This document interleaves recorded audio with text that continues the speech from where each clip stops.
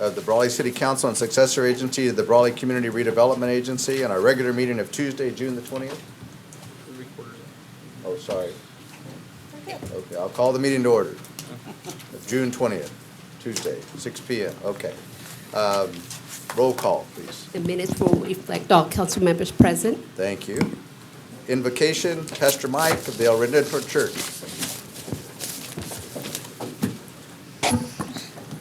Father, we stand before you humbly, recognizing that you are our God, our Creator, and we thank you for all that you've done for us. Help us to honor you, to please you in all that we do. And we ask for wisdom and understanding over each and every individual that represents the goods of the people in this fine city. We ask that you lead them and direct them with your Holy Spirit. For we pray, Lord God, all these things in the name of the Father, the Son, and the Holy Spirit. Amen. Amen. Pledge of Allegiance, George, could you read this? Certainly, thank you. If you could please join me in facing our flag.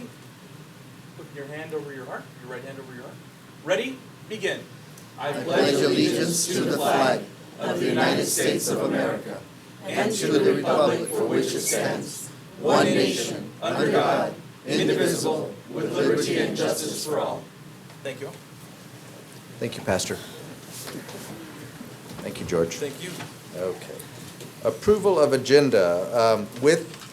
I would like an approval of the agenda with the exception of consent item D, which we will move to regular business for further clarification and some additions, I believe. So, if I could, I'll entertain a motion for approval of the agenda. I so move with that correction. I'll Okay. second. And I have a second. Okay, any other discussion? If not, all those in favor? Aye. Okay, approved.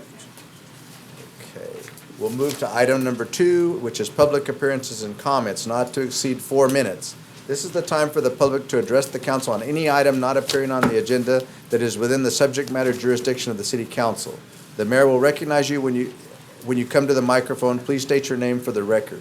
You are not allowed to make personal attacks on individual or make comments which are slanderous or which may invade an individual's personal privacy. And please direct your questions and comments to the city council.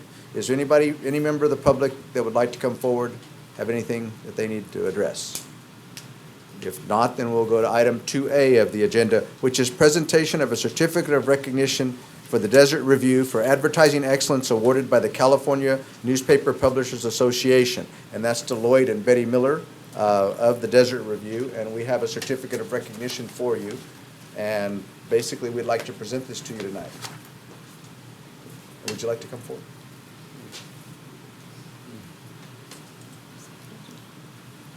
And the certificate of recognition reads, "This is hereby presented to the Desert Review for the distinction of advertising excellence by the California Newspaper Publishers Association, dated this 20th day of June, 2017. So, would you like?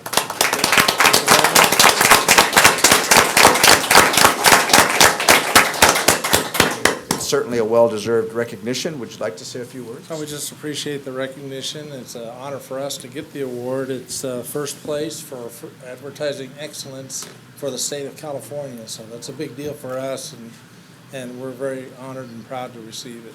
And thank you for the recognition. Great. Wonderful. Very good. Very good. Praise Would God. Good for council you. members like to say?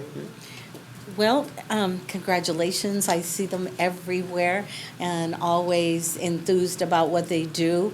The only problem is they're having to separate when they do their different stories. But that is good. That is good, because at the end of the night, then you come together and brief each other, which is good. And you have a wonderful right-hand person at your side that knows a lot. She's the boss, actually. Oh, good. I just wanted to hear that. Thank you. Congratulations to the both of you. Thank you very much. I'd just like to offer my congratulations to both of you. I admire very much the work that both of you do. I've learned to really, I'm very impressed actually with the work that you put out, Lloyd and your wife. I think you're very competitive, and I've taken to reading your paper sometimes even more so than another very popular paper in the Valley. So that, I think, says a lot. Thank you. And so my congratulations, and keep up the good work. And I'm really happy to see you at all our events and anything that's happening here in Imperial County. You're always there. Thank you. very much. And don't forget, we're free online for Yeah, yeah. access. Yes. Yes. Thank you. Lloyd, Betty, I feel like all of us have had kind of the pleasure of seeing this from, seeds that you have grown over the years, and not to kind of remind everybody, but just to point out, we didn't have it wasn't a published paper, it was an online format, which was done very well, and but we forget, this is great because when I travel, which is quite often, is one of my favorite things to read on the plane, but it also attracts attention, whoever might be sitting next to me. What's that? I've had more than a few conversations that brings up Brawley and brings up the Imperial Valley. Where's that? All that kind of stuff. And then the other half is, yeah, I know the Millers. And that guy might come up. Are you sure? But congratulations. This is huge. I know we've advertised, even some of my professional life, and it's the hometown feel and what you both bring to the paper and to the publication that I'm sure frames also for your advertisement and the business. It pulls it all together, and I know you're going to go a lot further. So huge, heartfelt congratulations. I'm very excited for you. Thank you so much. Well, the town of Brawley has been very supportive of us too. We're very appreciative That's, of that. Thank you. I'll look into the camera. This is advertisement. No, this is, I'll look into that. No, congratulations. I know, as Donnie has mentioned, a few years ago, you didn't have a print publication, so it's impressive to see that. I know we've talked many times, Lloyd and Betty, at different events, and it's always a pleasure to see you out covering stories that are local to us and matter to us, right? And so I'm glad to see that you're being recognized for the work that you're doing, and I hope you continue to prosper as a Brawley business. And, aside from the fact that you're covering events that we're at, you are a Brawley business. You've decided to make an investment out here and hire people out here. So that, to me, says a lot about your commitment to our community. And I'm glad that you're finding success and being recognized for it. So thank you, and continued success to the two of you. I only have one. There's a story on Mayor Sam Couchman here. You're not in it this Yeah, week. yeah, right. Yeah. But congratulations, and wish you continued success. Yes, congratulations, well-deserved. Just because I'm in the paper twice this week Yeah, right, doesn't yeah. mean anything. No, I mean, no it's wonder. just, my picture too, that's great, I appreciate It was it. an advertising award, and it was our graphic artist that actually drew the artwork, and it just shows the talent that See? Brawley actually has. Right. Very He's nice, down here. very, very That we are nice. competitive in the state as Yeah. far as talent. Yeah. Fantastic. Mr. Mayor, I have one That's great. request Oh, I yeah. forgot to make. Okay. Better Would it be pictures of okay you. for Betty to come to our meeting instead of Lloyd once in a while? No problem. Done. Thank you. Can be made. Would y'all like to come down and we'll go take a picture? Yeah, let's do it. Sure. Who's going to take the picture, Lloyd? Yeah. Yeah. All right. That's a Bravo violation right there. That's three. There you go. That's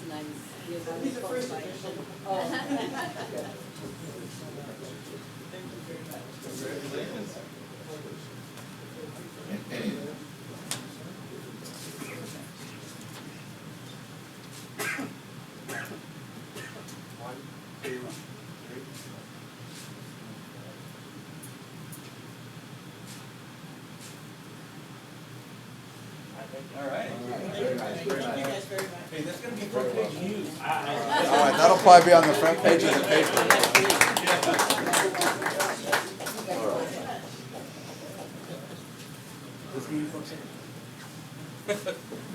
I know, right?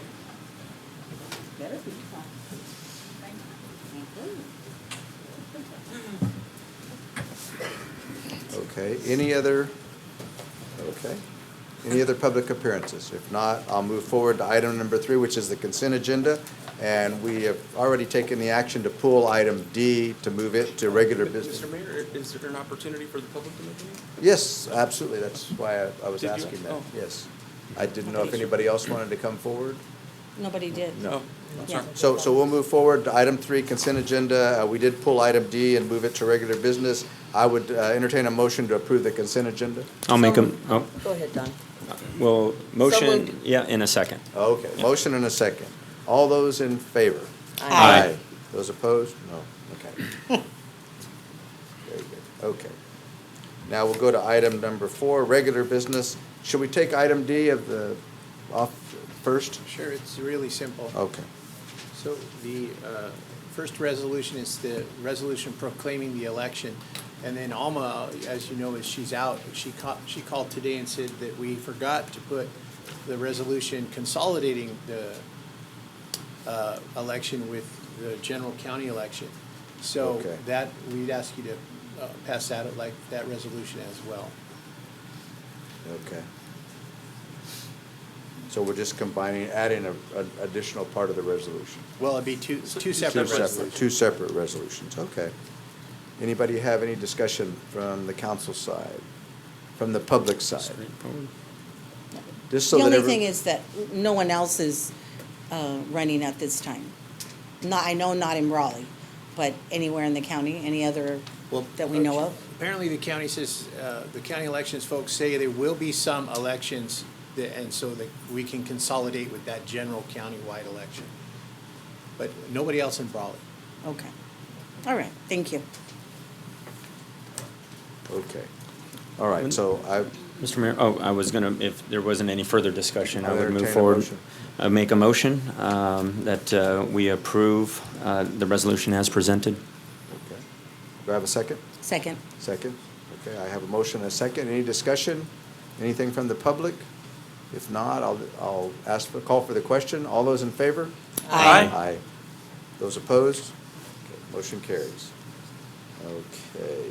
Regular business item 4A, discussion and potential action to adopt resolution 2017, resolution of the City Council of the City of Brawley, California, approving the underwriter in connection with the issuance, sale, and delivery of pension obligation bonds. Good evening, Mayor, council members. Ruby Walla, Finance Director. My item beginning on page 35. As you know and aware, we've been having active conversations and staff working actively and the financing team for pension obligation bonds, hopeful to seek savings regarding our pension obligations. On June 6, 2017, prior council meeting, the City Council passed and adopted resolution number 2017-26, authorizing the delivery of a preliminary official statement and the execution and delivery of a purchase contract and continuing disclosure agreement in connection with the sale and delivery of the pension obligation bonds. We have been moving forward and we've been going through the rating process. However, it was brought to our attention by our underwriter, as Carmen Vargas, that BOK Financial Services has decided to close their California division. With that being said, Ms. Vargas has transferred and acquired with a new underwriting firm, which is Samuel A. Ramirez and Company Incorporated. Where she is now serving as an underwriter under that firm. So what this resolution is requesting is that we adopt the resolution recognizing Samuel A. Ramirez and Company as the underwriting firm, continuing with our efforts with Carmen Vargas, representative, as our part of our financing team. And Carmen Vargas is here as well to answer any questions that council may have, as well as Don Hunt, that serves as our bond counsel on this transaction. Okay. And does the council members have any questions? My only question would be, Ruby, just as a highlight or high level, are there any significant changes or impacts that may or may not have been presented in the council packet? No, that was something when I was notified of the change, we did inquire with bond counsel, and as far as our financial advisor, Doug Dove, with Bartle Wells, as far as if there's anything that the city should be aware of or any consequences or issues with this type of change being at the point of where we are in the transaction.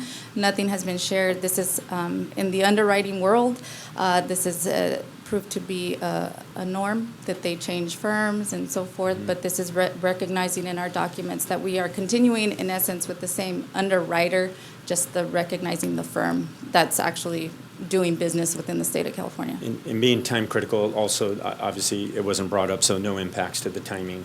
No impacts to the timing. We have been proceeding. We'll be getting our report soon with Standard & Poor's, official reporting. I'm continuing through the process. Thank you. There are no holdups on that front. Thank you. Good to hear. Thank you. Any further questions? Anybody have any No. questions? Anything from the audience on this item? Okay. Action, I'll entertain a motion. I'll move to accept the the resolution, it's, well, let's see, hold on, let me read this.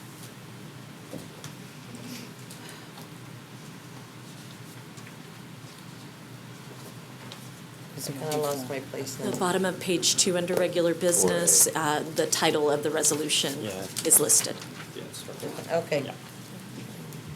Okay, I move to adopt the resolution as stated. The City Council of the City of Brawley approving the underwriter in connection with the issuance, sale, and delivery of pension obligation bonds. Okay, do I have a second? Second. I have a second. Motion and a second. Any I have fur- I have some questions. Okay. With respect to the change in underwriter, I understand that BOK Financial Services informed the city that the California division is closing. How is it, aside from the fact that Carmen Vargas is participating with Samuel A. Ramirez and Company, how was that company vetted and selected? That was basically where Carmen Vargas relocated and vetted her position and being her key role within the transaction currently. That's how we decided to continue moving forward with her new hire under Samuel A. Ramirez. Because of the other one, Understood, but just devil's advocate, if Carmen decides to leave that organization in a week, then we're still going to be contracted with Samuel A. Ramirez and Company? Is that, I mean, it just, Well, under, clarification. and, yeah, it would be under that at the point of where we're in the transaction. Again, nothing's final. We could switch underwriters, we could stop the transaction at this point in time. It's just we're continuing through the process. And Right. what this does is actually keep the financing team whole. Instead of stopping the process and going out to delay the process and search maybe for a new underwriting firm. Carmen Vargas has been with us with several deals for the city, starting with Measure D bonds, where she was actually with Cabrera Capital at that point in time. In this situation, she did not choose to leave BOK Financial Services. They basically closed their operation. I understand. Yeah, I do kind of have a follow-up question on that, though. But what do we know about the Samuel A. Ramirez and Company? Has that been vetted? Has the company been vetted? Well, when speaking with the financial advisor and Don Hunt as well, feedback that I received from the financial advisor, because I don't have any personal experience in terms of my transactions within the city of Brawley. Again, we've done the transactions, of course, with Measure D bonds, with the successor agency, which was with BOK Financial Services, and Carmen, of course, serving as the underwriter under BOK Financial Services. They show that they are a long history within the public finance. I did search on the state controller's office, actually has them as one of their listed agencies as for public finance. They do have several deals that they have processed throughout the state of California. I was given basically just a kind of brief summary. I did not reach out and I did not have time, unfortunately, to make contact with any of these agencies. But they've done transactions for Santa Monica College, City of Linwood, Montebello, Los Angeles Department of Water and Power, City of Garden Grove, various transactions throughout the state of California, varying from 24 million, 645 million. I mean, in significant deals, not similar, I mean, smaller, larger scale than what Brawley's is. So you saw no red flags of any kind? No. may I ask how long you've known this? When did they call us and let us know? I was notified on Friday. What day was that? I was, This last June- Friday? No, June 9th. Okay, thank you. I guess my concern is just that I'm not sure if, how significant this change really is. I mean, at least for us. I mean, maybe it's just a technical matter in that they're changing organizations. But again, I'm not sure of that. And just hearing about it last week and it's being presented to us now just causes some questioning. So. If I may offer a couple of comments, as I've reviewed the matter with Ruby, same concerns were raised at the staff level, wanting to be sure that the path we're headed, we have much writing on the projected savings for this debt restructuring. It's a very central piece of how we balance the budget next year. What council and community may not be aware of, there are independent entities that are a part of the transaction. So Don Hunt is a bond counsel to advise us in a particular capacity. He works for a firm. A second party, our financial advisor, is there to assist us with determining, is this a fit for the direction we're headed? The three of them are separate, independent players in the transaction, whereas Carmen serves as the project lead and creates the vehicle for the transaction to move forward. So what I requested of Ruby in connection with tonight's action is to be sure that our financial advisor and bond counsel were absolutely on board and that they were willing to say so in writing. And we have assurances here this evening with the presence of Don Hunt, who is one of the most experienced in the state of California. Anyone in California who does these transactions has Don on their team, and he is here to answer questions if it's helpful for the council. I suggest it might help to. Yeah, and I appreciate that, That might because be a good idea. I realize that they may have presented that in writing to you, it's just we didn't receive that. So we're just getting a staff report saying to approve and move forward. So I would like to hear from them. Let's have Don come up, and then maybe Carmen after he does. No, I'm not trying to make life difficult, it's just. No, I think that's for fine. I think clarification. it's understandable. It's a good question. Go Good ahead, evening, members of the council. Samuel A. Ramirez and Company has been around for, I've worked with them for at least 20 years on different financings in the state of California. They are considered one of the very top minority underwriting firms in the U.S. Their clients include the City of New York, New York State Transportation Agency, Metropolitan Transportation Authority, the City of Chicago, the City of Miami, the City of Los Angeles. So they really have very, very top municipal clients all over the country. They're widely or highly regarded and very well known throughout the country.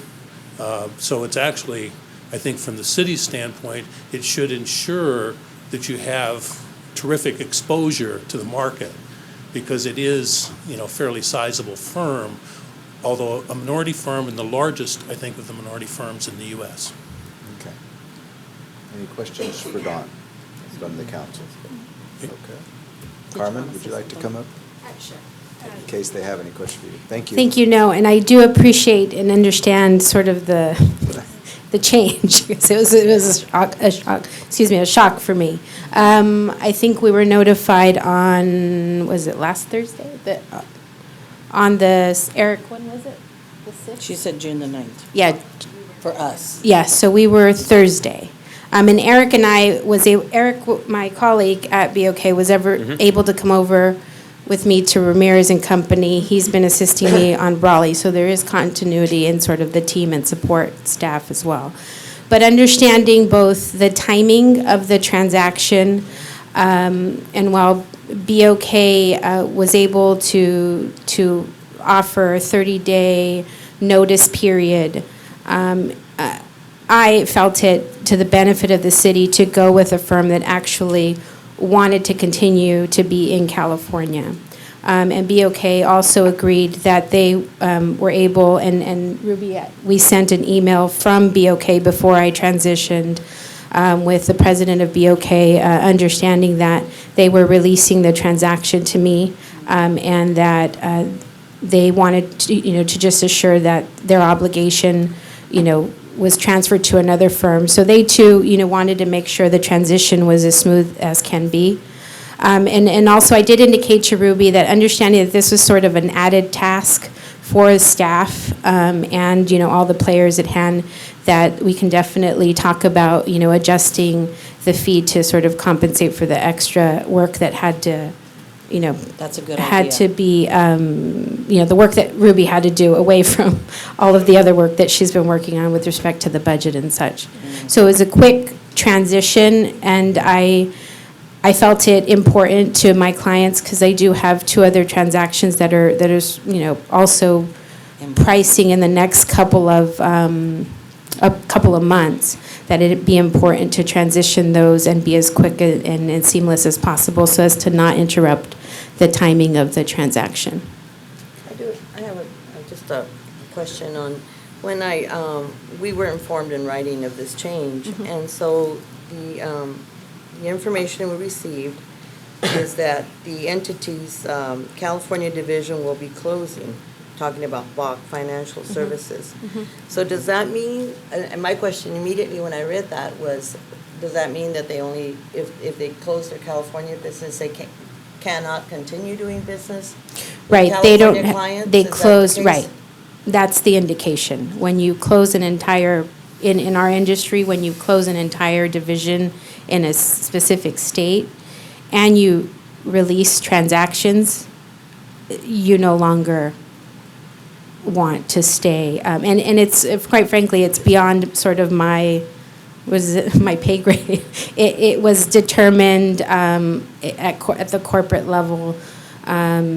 And, you know, I think we and I just tried to make the best of it to transition the transaction. I think it might be helpful, Carmen, if you could, to talk a little bit about the timing, because as we've spoken with reference to a closing date, our intention was to finalize the transaction in late June, early July, so we could realize the projected savings beginning with our next fiscal year. And as we've talked about the upcoming holiday, what the marketplace is currently doing, I think it might be helpful to hear a little bit about the window that we're Right. in. In terms of the timing, as everyone knows, the 4th of July this year falls on a Tuesday.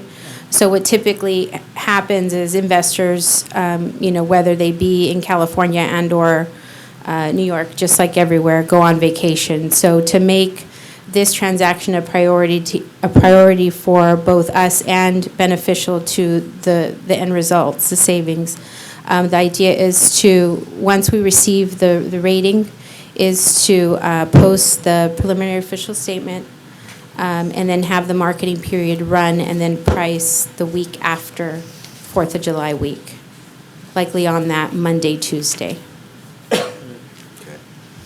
And with reference to the state of the market currently, if you could, I know the projections that we have presented to council suggest a particular savings over the 15-year horizon to which we're restructuring the debt. Correct, and that's all going to stay the same. And, you know, I think as we jump into the market, we'll have a better sense of, you know, where the savings is going to be targeted. And I think the fact that we're not going to try to push to go during the holiday period is a benefit to the city, because you're really trying to attract the most investors as possible so as to be able to, you know, keep the borrowing rate as low as possible.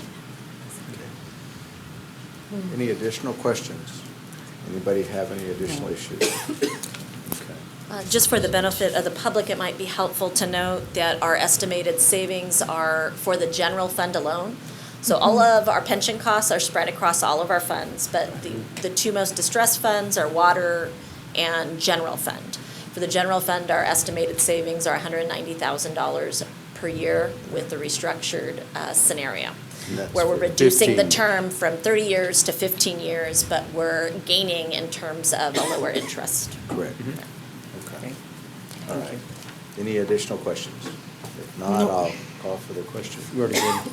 We have a motion. Oh, we have a motion, Yes. second, we have Yeah. discussion. There was Okay, that's discussion. right. Okay, sorry. Forever, sorry. Okay, all those in favor? Aye. Those opposed? Okay, motion carries. Okay. And Mr. Mayor, if I could, thank you again for the team. I know making Yes. multiple trips, but we appreciate you being here. Yeah. Okay, we'll go to item 4B, which is discussion and potential action to adopt resolution number 2017, resolution of the City Council of the City of Brawley approving the overall budget for fiscal year 2017-18 and authorizing a one-time exception to the city's general fund reserve preservation policy. There's that.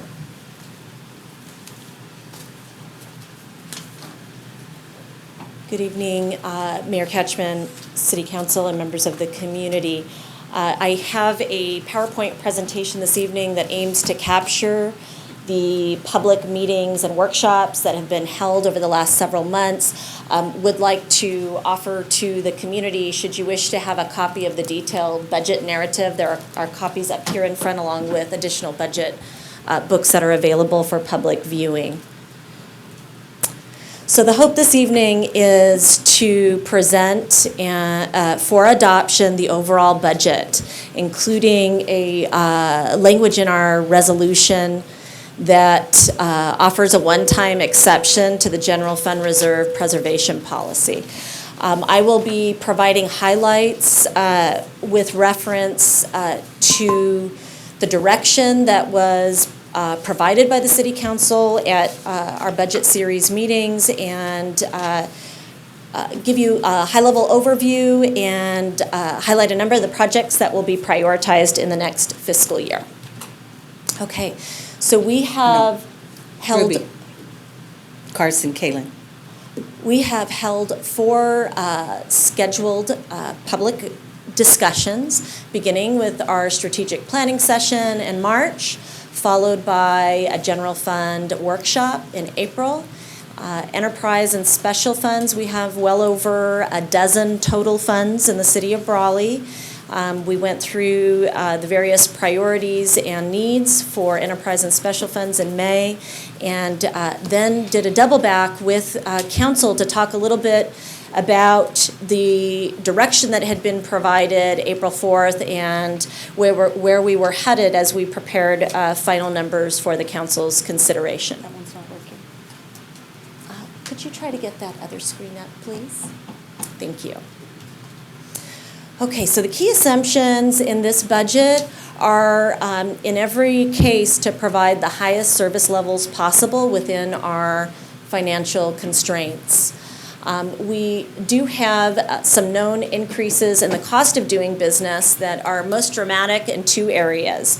The first is the California Joint Powers Insurance Authority contribution rates, and the second is our CalPERS, our defined benefit that we offer in the form of pension to our current and former employees. We also are moving forward with a large number of special projects, and those are identified in some detail in the coming slides at high level. And should council or any members of the community be interested in additional detail, we have drilled down information if it's helpful and useful for the discussion. But the hope for today, because there had been so many public meetings and great detail at that level, is just to keep the content moving and be able to jog memories on the direction that was provided. Okay, so this is only a sampling of some of our most significant funds or funds of greatest interest to the public.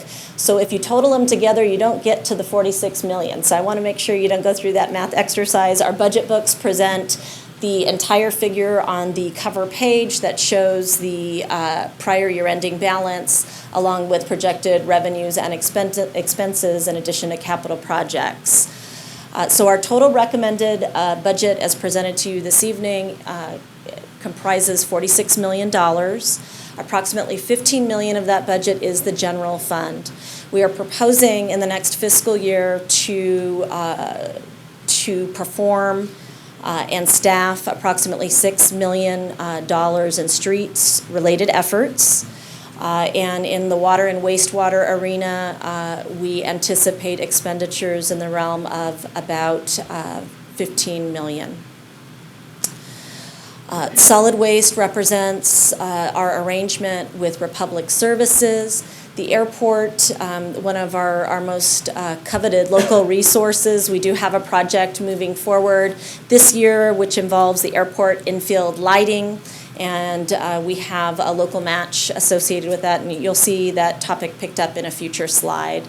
The maintenance budget is where we often take on replacement needs, and we'll have a couple of those projects featured here in a future slide. And risk management are our payments overall to Joint Powers Insurance Authority.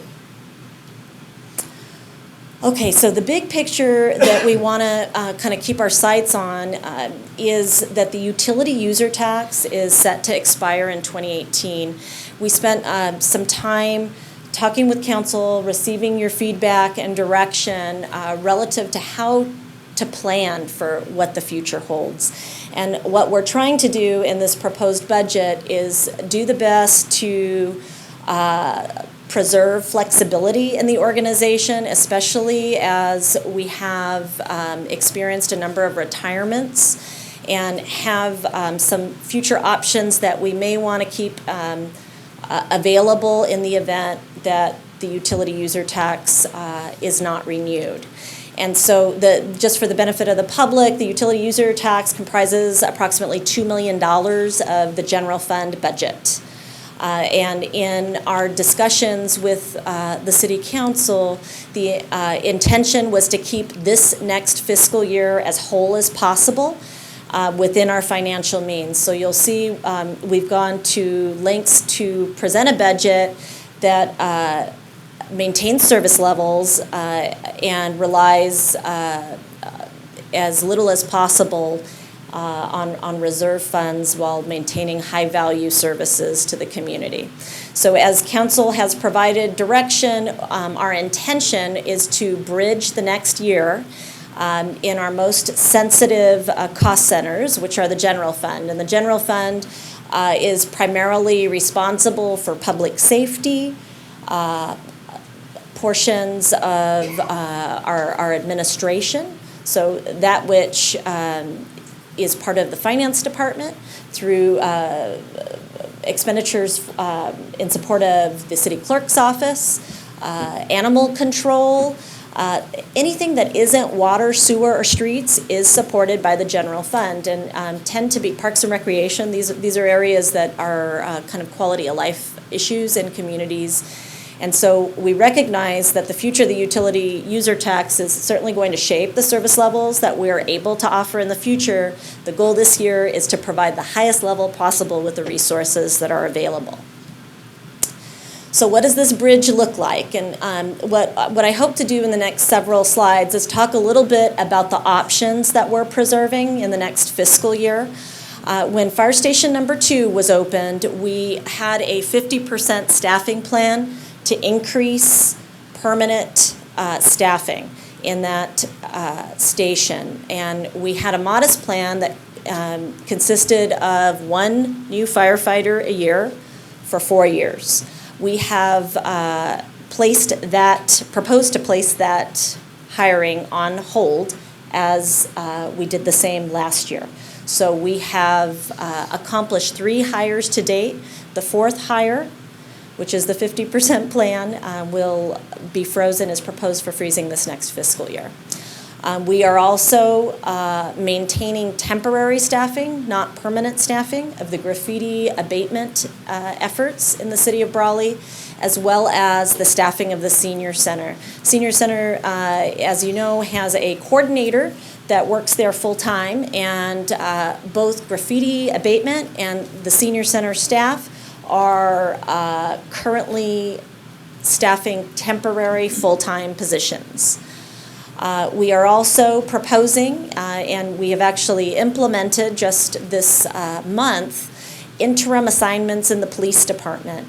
So that affects positions that are, the position most visible is police chief. We have elected to move forward with an in-house interim assignment of for a 12-month period. And so Police Chief Kelly Brown is serving the city of Brawley in an interim capacity for 12 months. And as a result of him assuming that role, we had an opportunity to backfill with an in-house assignment, also interim and temporary, a commander and sergeant. And what this did was create a vacancy at the bottom of the organization. So we're not backfilling and adding an additional body, we're losing a body as a result of in-house interim assignments. Okay, other features of the bridge. In November of this year, we are expecting and have announced a retirement of a long-term city employee. Our Parks and Rec Director, Pat Dorsey, will be bidding adieu to the city following the cattle call festivities of later this year.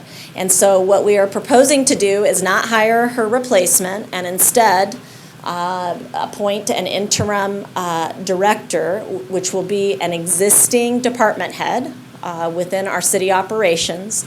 So Fiscal Oversight is proposed for our finance director to oversee Parks and Rec. And in the meanwhile, we aim to create an interim assignment for a parks coordinator. And this will, again, bridge about 6 of 12 months, the second half of the fiscal year, and buy us time until we determine whether or not the utility user tax is successful or not. We are also assuming in the budget that our sworn personnel will be reduced by 1 full-time employee.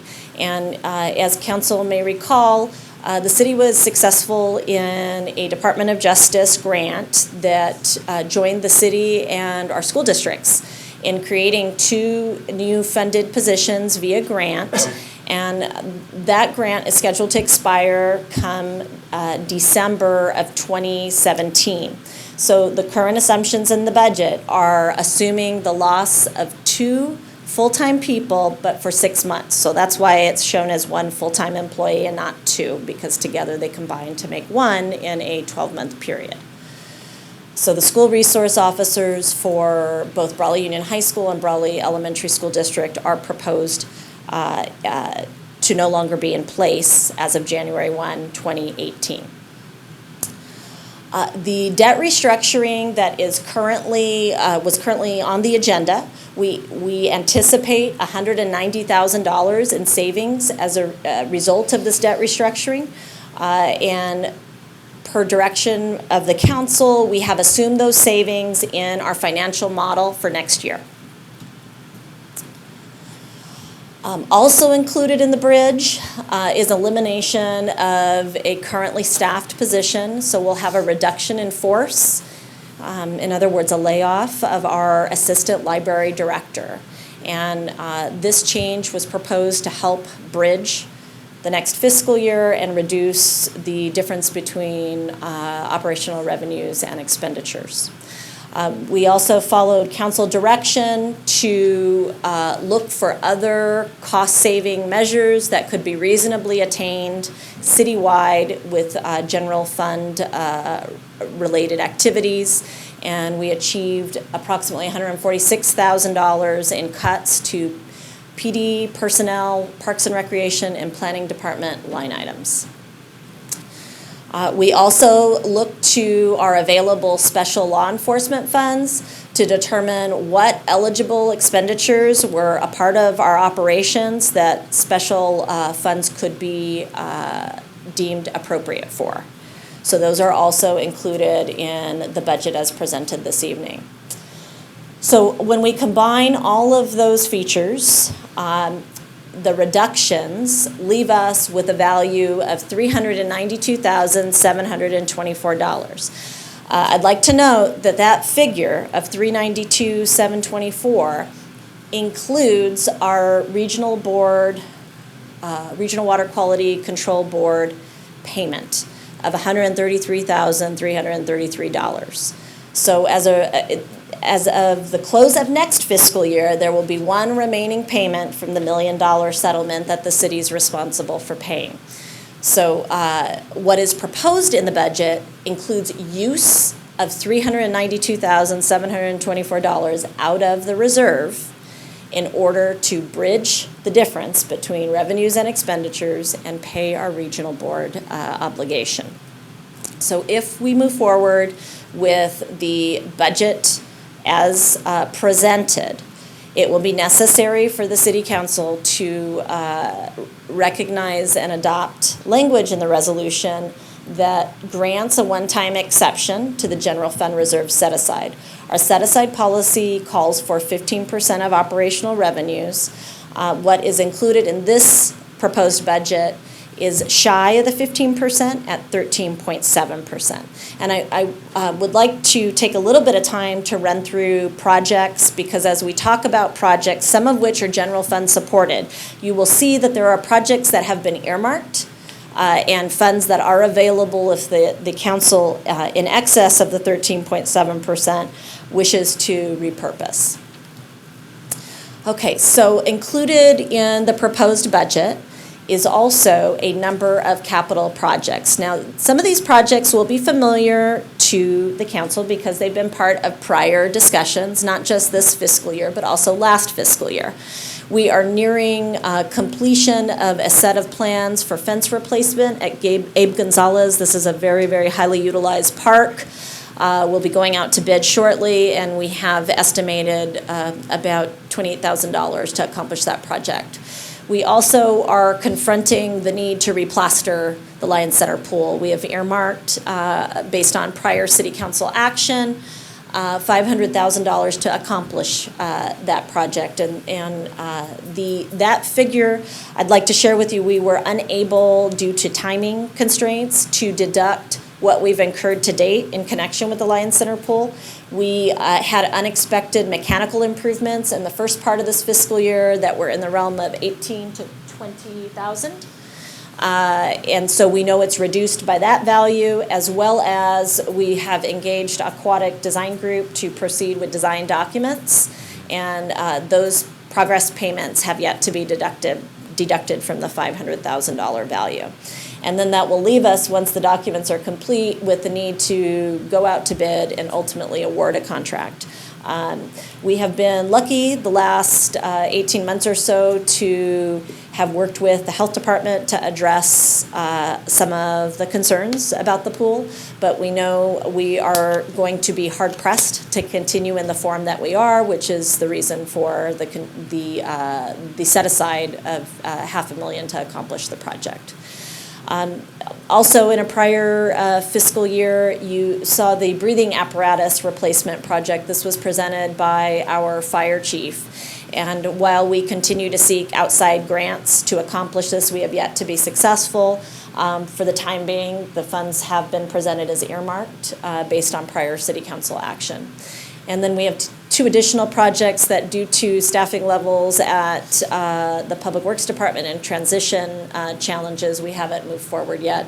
And those are the rolling gates at the yard, as well as additional parking along the portion of the property that fronts Western Avenue, where the monitoring wells were previously located and have been removed.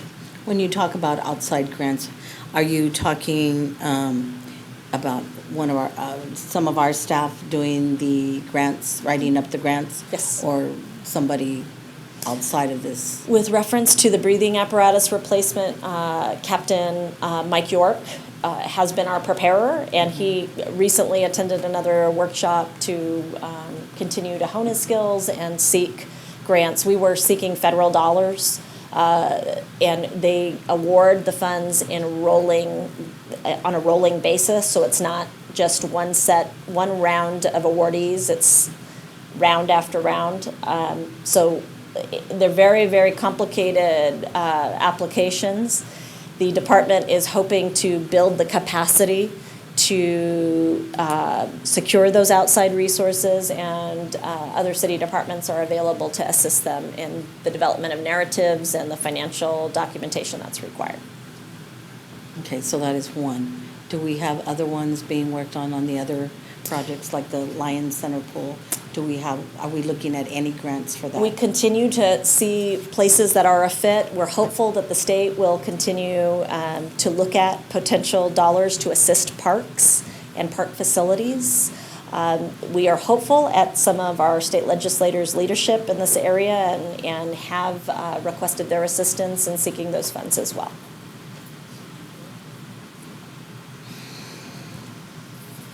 Okay, so full-time staffing. I thought it might be helpful to give a long view, or relatively long view, of where we've been and where we're headed.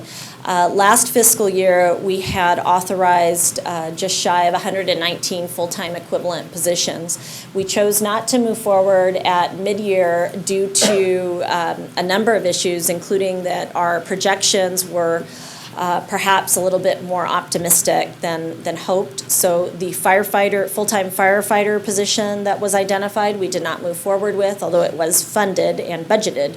We did not move forward with it, nor did we move forward with a graffiti abatement worker or the senior center coordinator.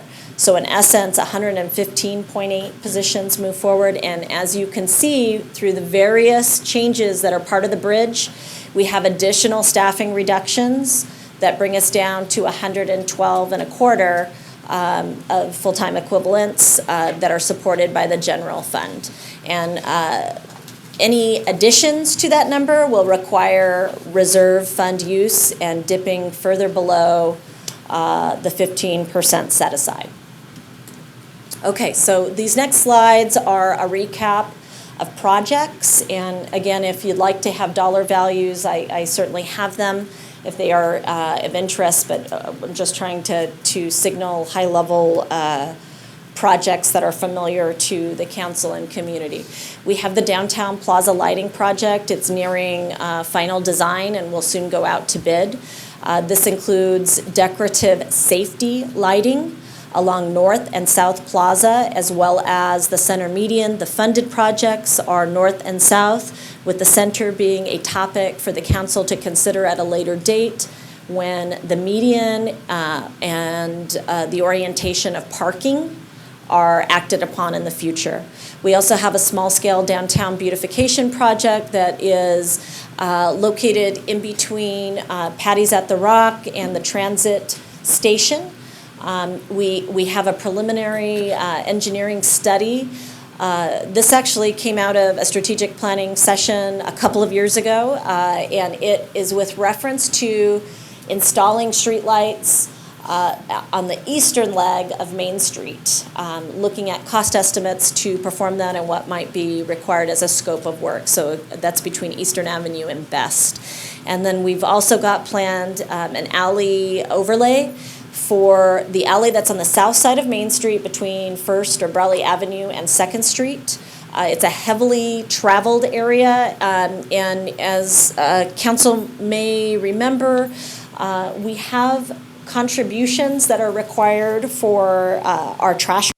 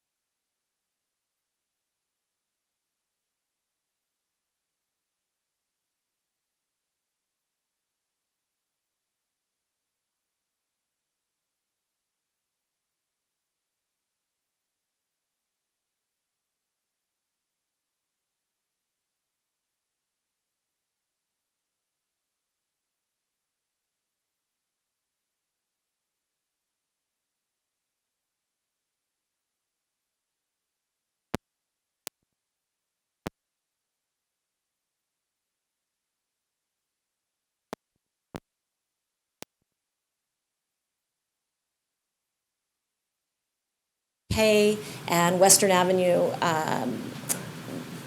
near Phil Swing. And so, but these are a beacon that would be housed inside of a framework that is consistent with the downtown lighting. So it would have three parts to it, with one at the post office, one in the center, and one on the side. And this has been a continuous topic with members of the public that we need to do more to make safe the crossing of Main Street.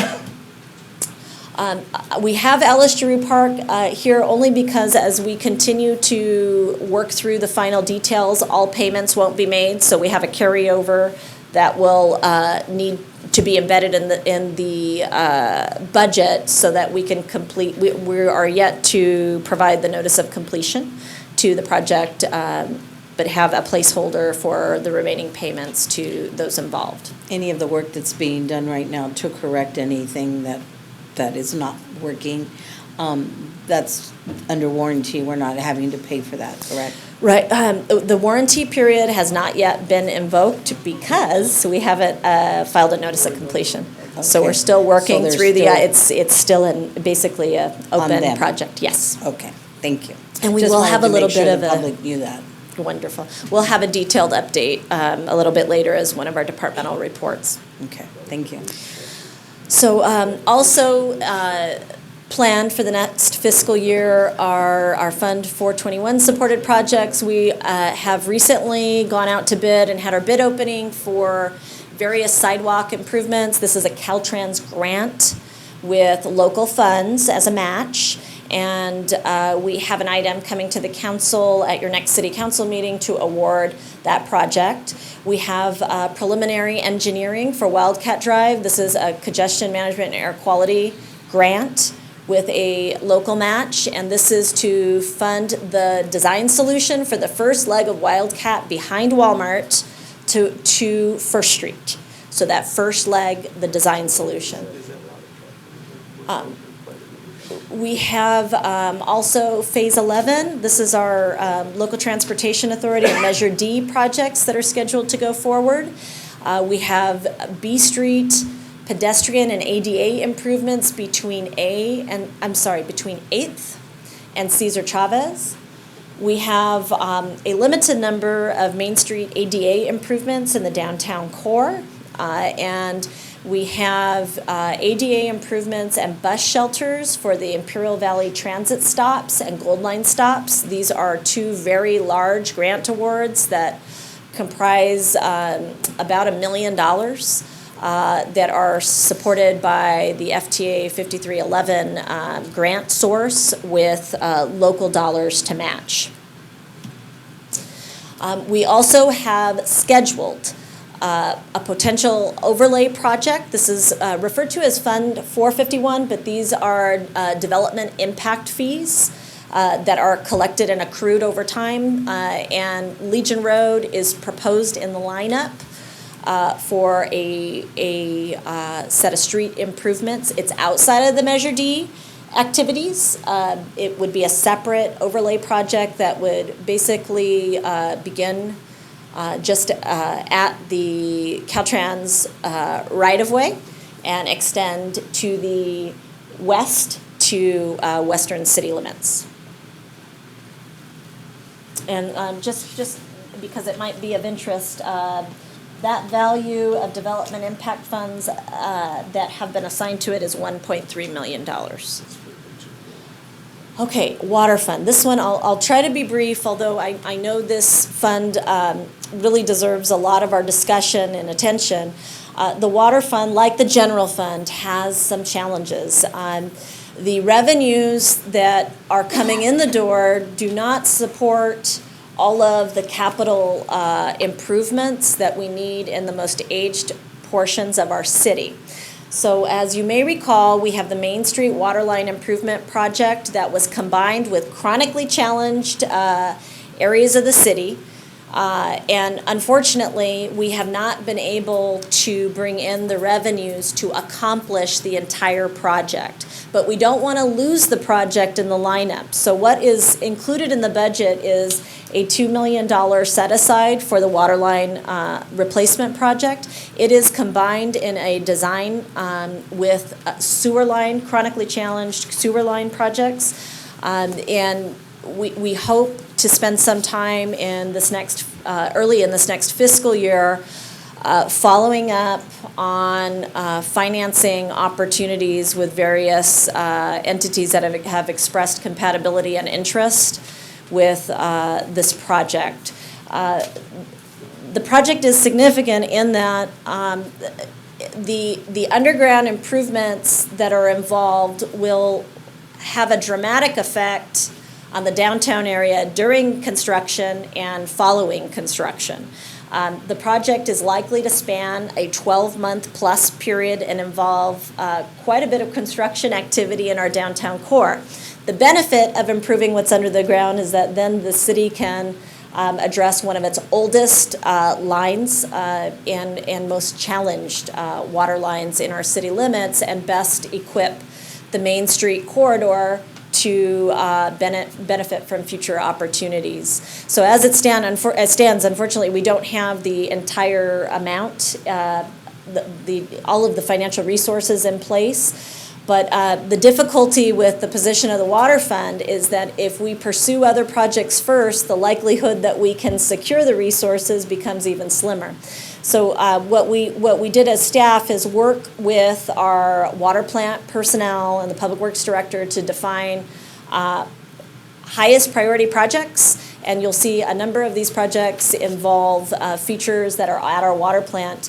Lots of times we forget that the water plant has replacement needs, and oftentimes the need of our facilities outpaces the resources that we have. So what's presented in the proposed budget is the most critical projects, and those are featured here on this slide.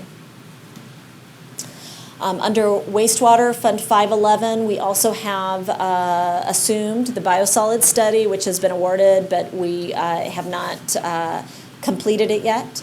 We have the sewer line replacement project. That's a part of the water line effort previously mentioned. We have the stormwater management technical assistance contract. And this is an area of the regional board's interest and focus, and we want to be best positioned as the regulatory environment changes. And we also have a different project. It's been to you in one form, and it's presented in a different one now. We had a shade project for several features at the wastewater treatment plant. As time has passed, we've had issues with the design solutions that were proposed and the cost of the project far exceeding the resources available.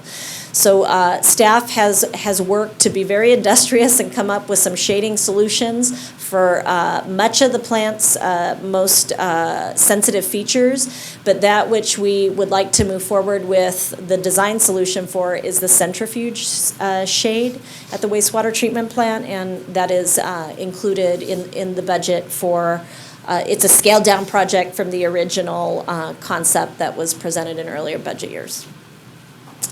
And then these last projects here shown, Volunteer Park, we are the beneficiary of a Imperial County Air Pollution Control District grant.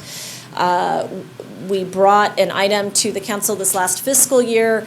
APCD is funded phase 1, which is on the west side of Volunteer Park, and this is phase 2, which is the east side. And as a result of a shortage of funds and a desire to fund multiple projects, APCD offered 2 jurisdictions the opportunity for funding and reduce the funding levels, which required that the city provide a local match instead of the 100% funding. So we have embedded the project in the maintenance fund and will be providing the local match through the maintenance fund.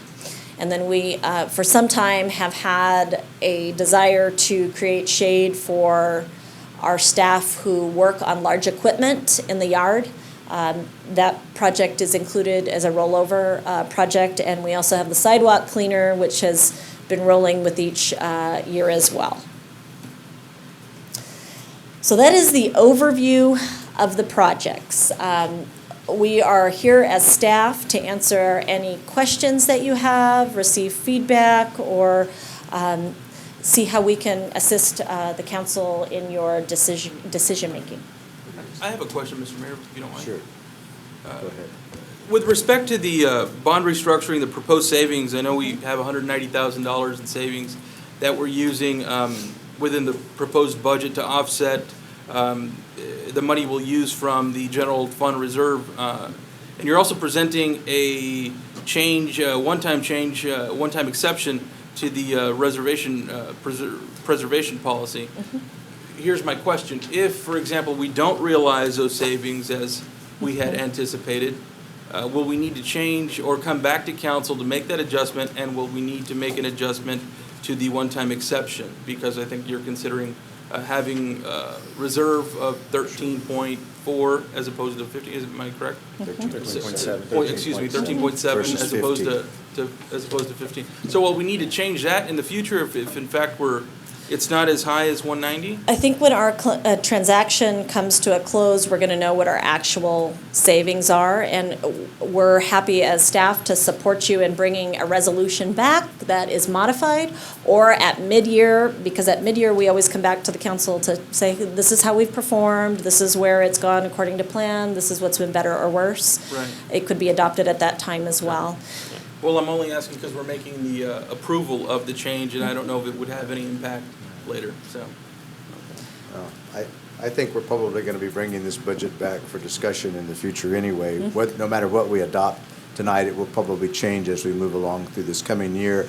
And I would anticipate, I think some of the projections may not work out the way that we planned. Some of them may be higher, some of them may be lower.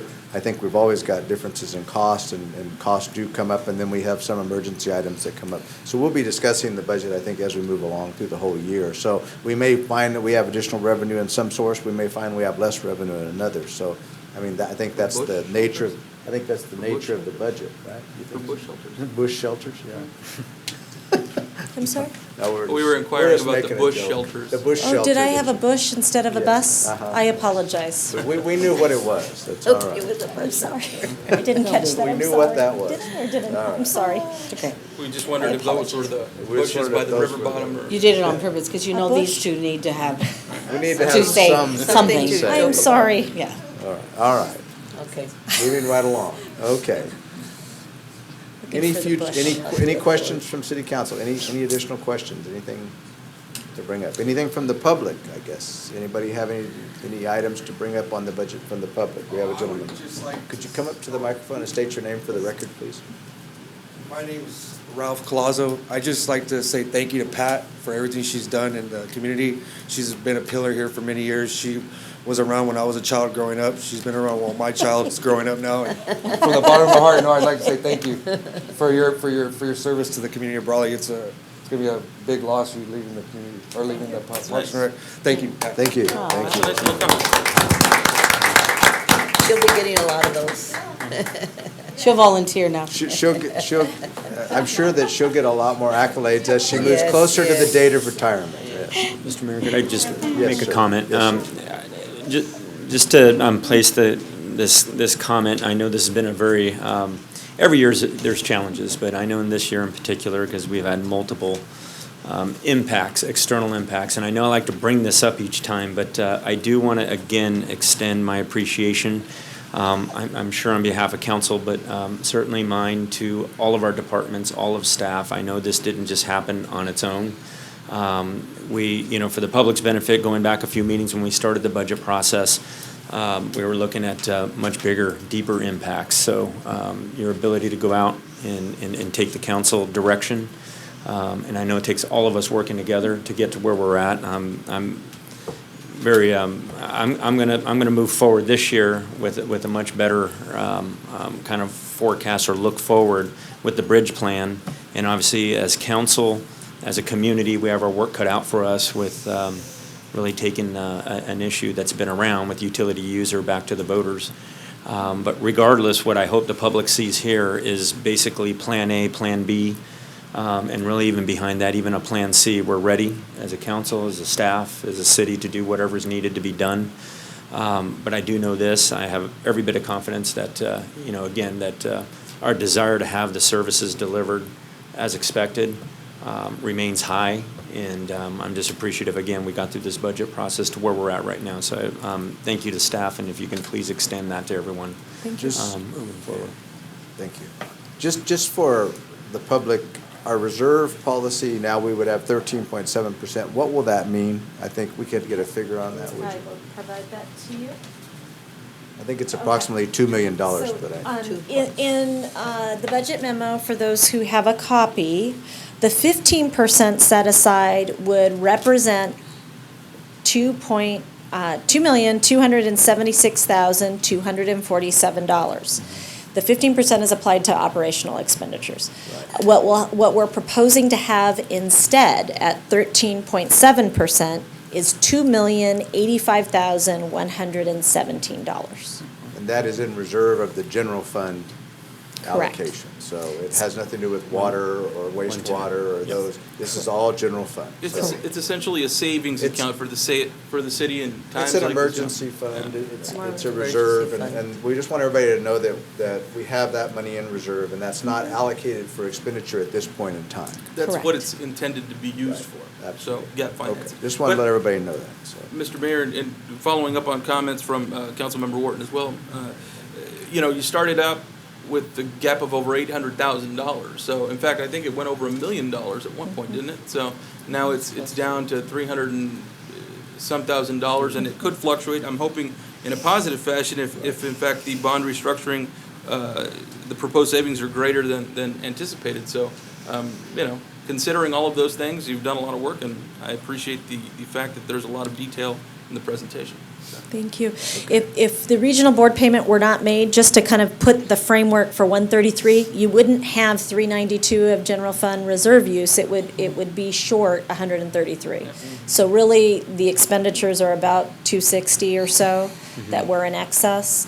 And, I do want to offer to the council that we're going to try our best to get through the next fiscal year, but as we lose staff, it's the bandwidth of those who remain is definitely tapped. And I think bless you, the areas that will see the greatest effect will be in Parks and Recreation due to the pure volume of activity that goes on in Parks and Rec. So without having a full-time devoted director, there are some trade-offs here, and hopefully we can call on the community's patience to work with us through this transition period, because we have less bodies that are a part of the operations next year. And I anticipate we'll make some changes to personnel, and we've got some other things that are going on. So I would anticipate that we're going to see some changes anyway to this, and we're going to have to adjust to that no matter what we do. I mean, we've got to make those decisions, especially in the area of the splash pad and the park over there,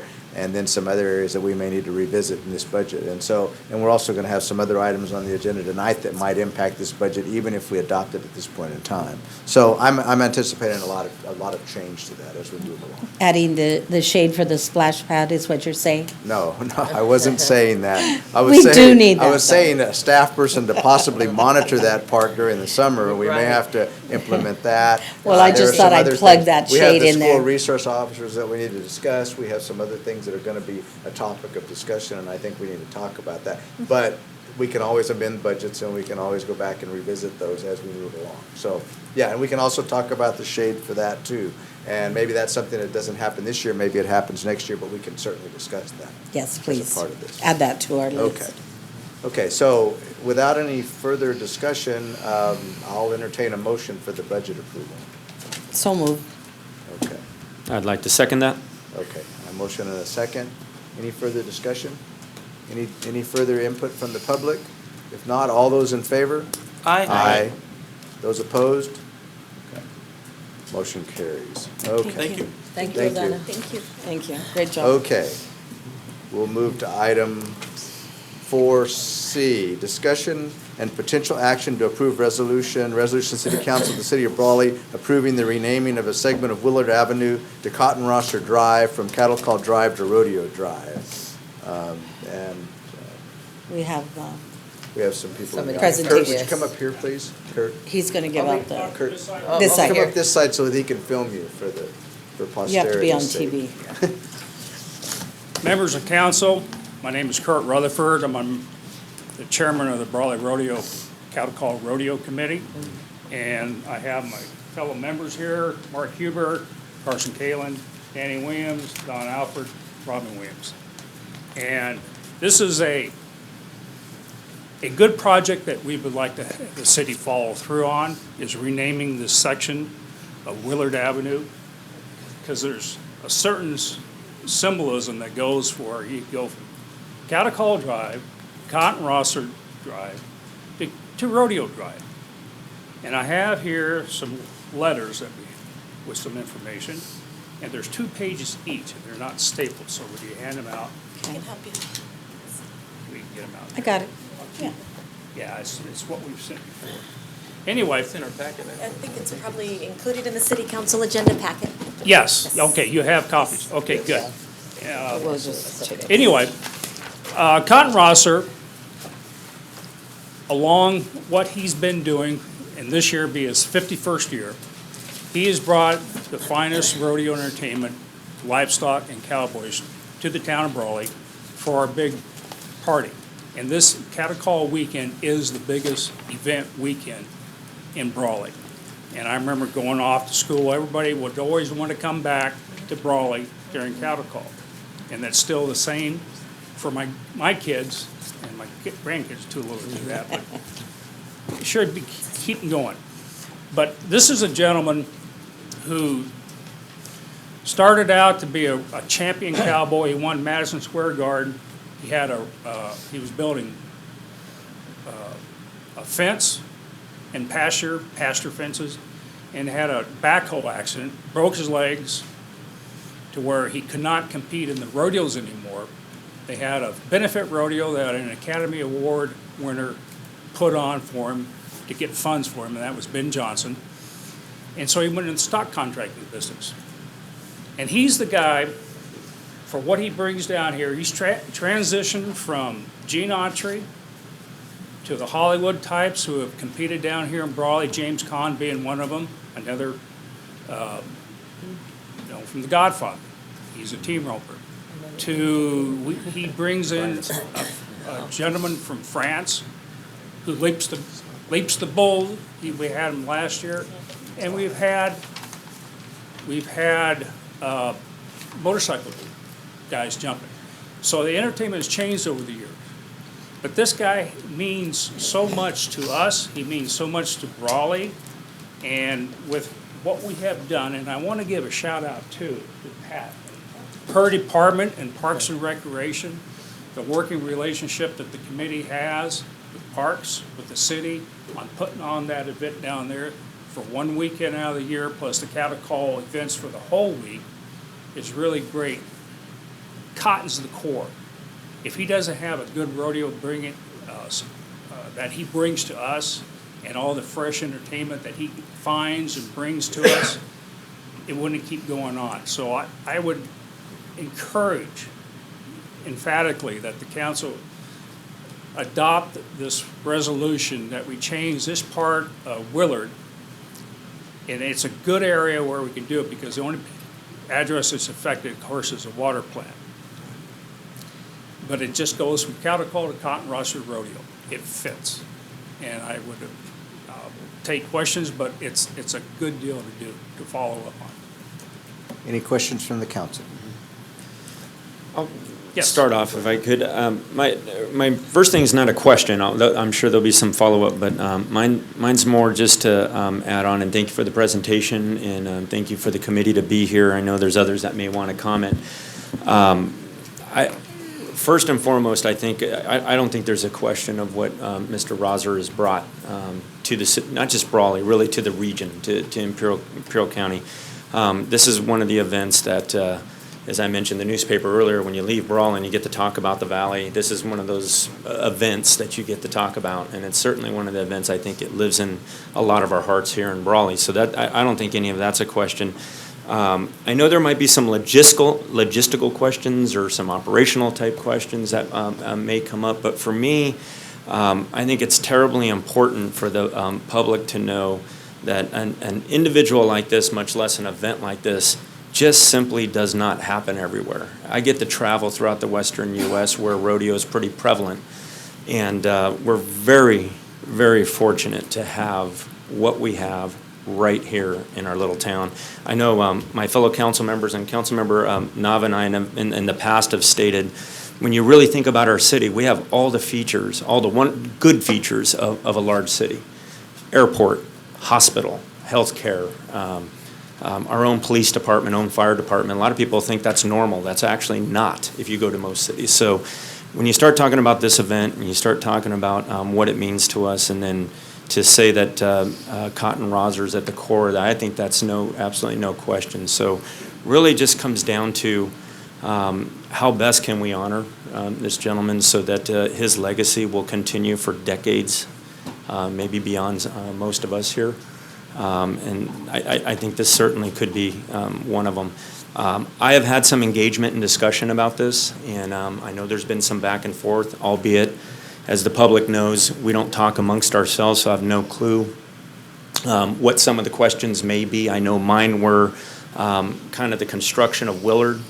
It's probably, I would think it's safe to say, it's not the norm to take a contiguous road or street and take a segment of it and consider renaming. However, Willard's not kind of a normal street. It does have a jog. It does have a little separation there to the north, right at, ironically, the intersection that we're talking about.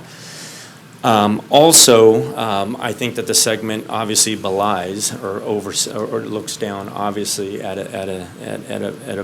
probably arguably the most popular park, right? You know, in Imperial County. So, you know, to me, that all makes sense, and I think if the impacts can be mitigated and minimized, I certainly could see in the future, you know, being behind something for what you're requesting or what the Cattle Committee's requesting. But with all due respect, again, to my fellow council members, I want to make sure that, again, all concerns or all issues are addressed. And, you know, with that, I'll yield back to Mr. Mayor.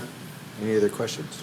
I would just like to say that I wasn't familiar with Mr. Cottonrosser other than hearing in this letterhead.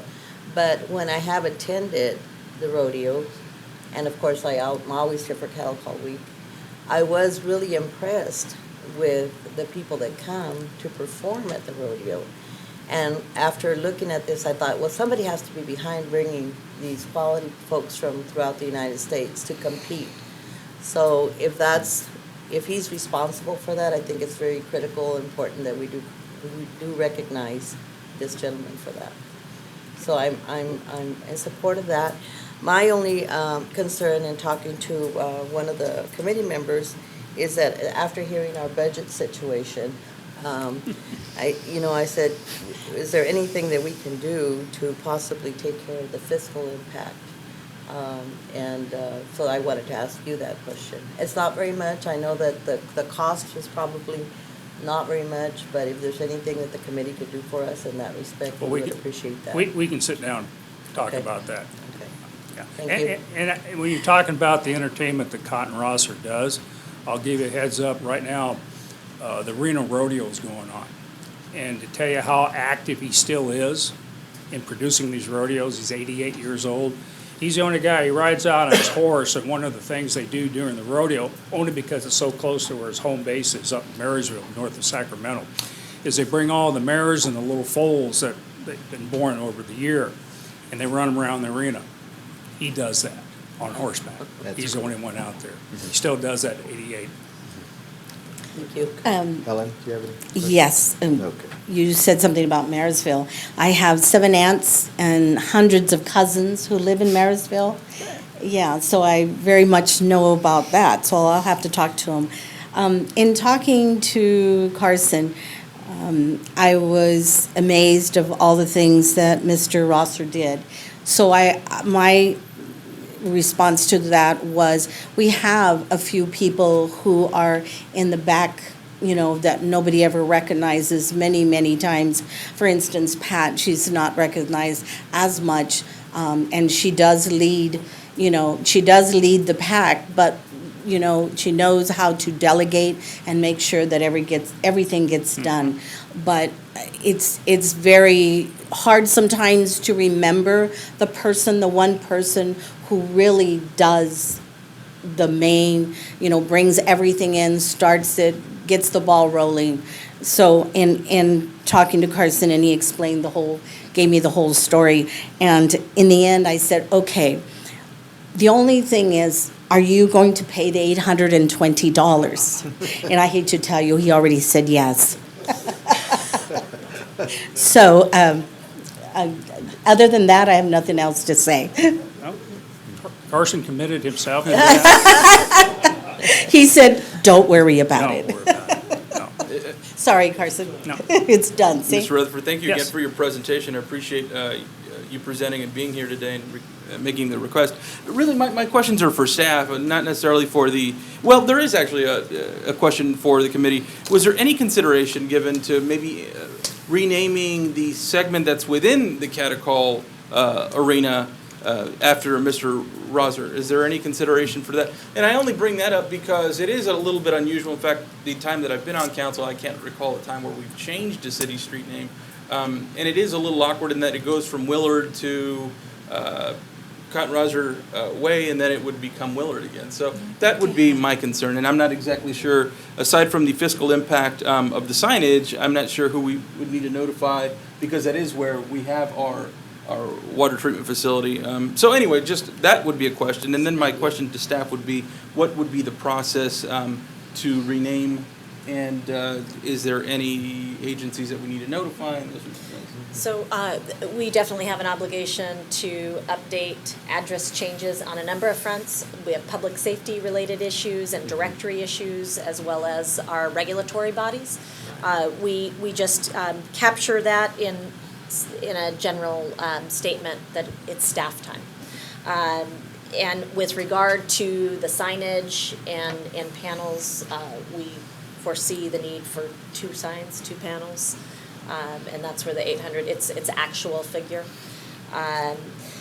With regard to action to be taken by the council, you would have the ability in the form of tonight, the resolution that's attached to the agenda would be all that we need to proceed with the change.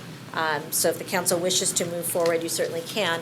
I did have an opportunity to speak with Mr. Huber about a number of alternative scenarios. And if I may speak for Mr. Huber, if he'd like to come forward, he certainly could too. It was shared that Cattle Call Drive is our local treasure, and the notion of having that replaced with something else seems like it's taking. And that, if I state it correctly, that's the way it was shared. That Cattle Call Park is our park, or Brawley's park, and there's a desire to keep and maintain that identity.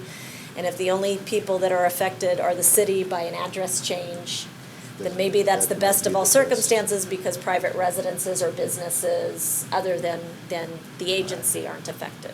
Understood. There is also, in our council packet, in the agenda report, there's alternatives. It said, should there be interest in exploring other alternatives, potential options include a monument of some kind at Cattle Call Park. Is that something that the committee has posed as an alternative, or is it something staff or the two of you? Or? I spoke with Mr. Huber about any number of options as alternatives, but none of them were as attractive as the street naming option that's being pursued by the committee here tonight. We figure this is the least intrusive to the city when it comes to all the different paperwork one has to follow up with.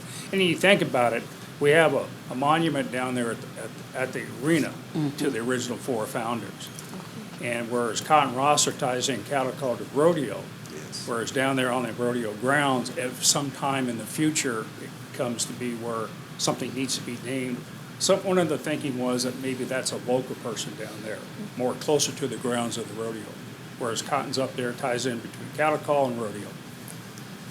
Sounds good. Yeah, I don't really have, I think I talked with Mark, I think, about possibly they're going to replace some statues or something. Is that also in the works also? Yes, that's in the works. The Casey Tibbs rider statues both here and down at the arena. I think that's probably in the works for this. Is that? Those statues were already ordered.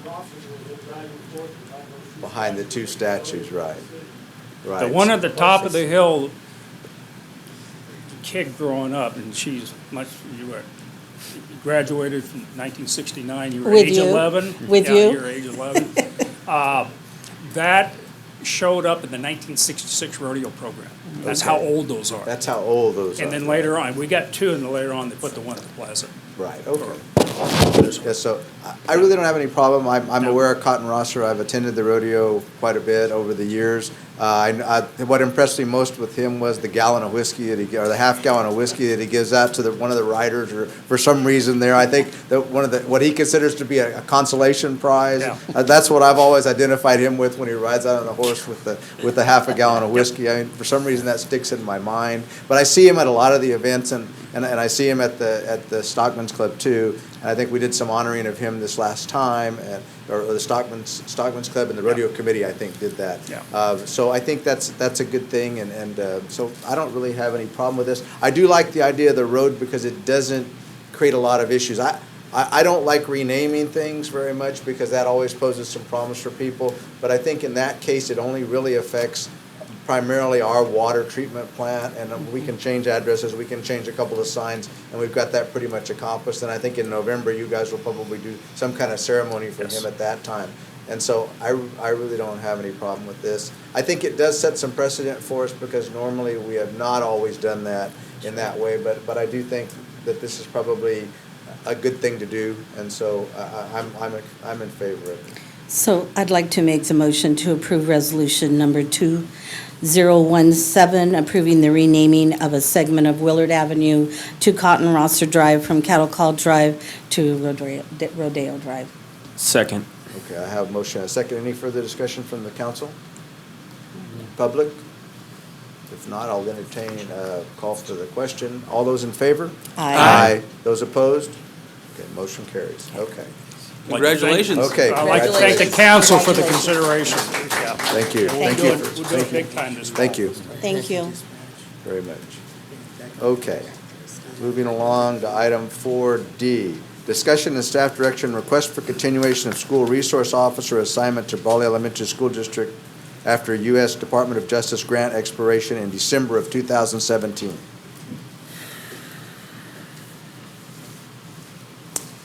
Superintendent, Mr. Silva. Good evening, Mayor, City Council members. Jaime Silva, Brawley Elementary School District Superintendent. With me is Gloria Santillan, Board President of the Governing Board of the Brawley Elementary School District.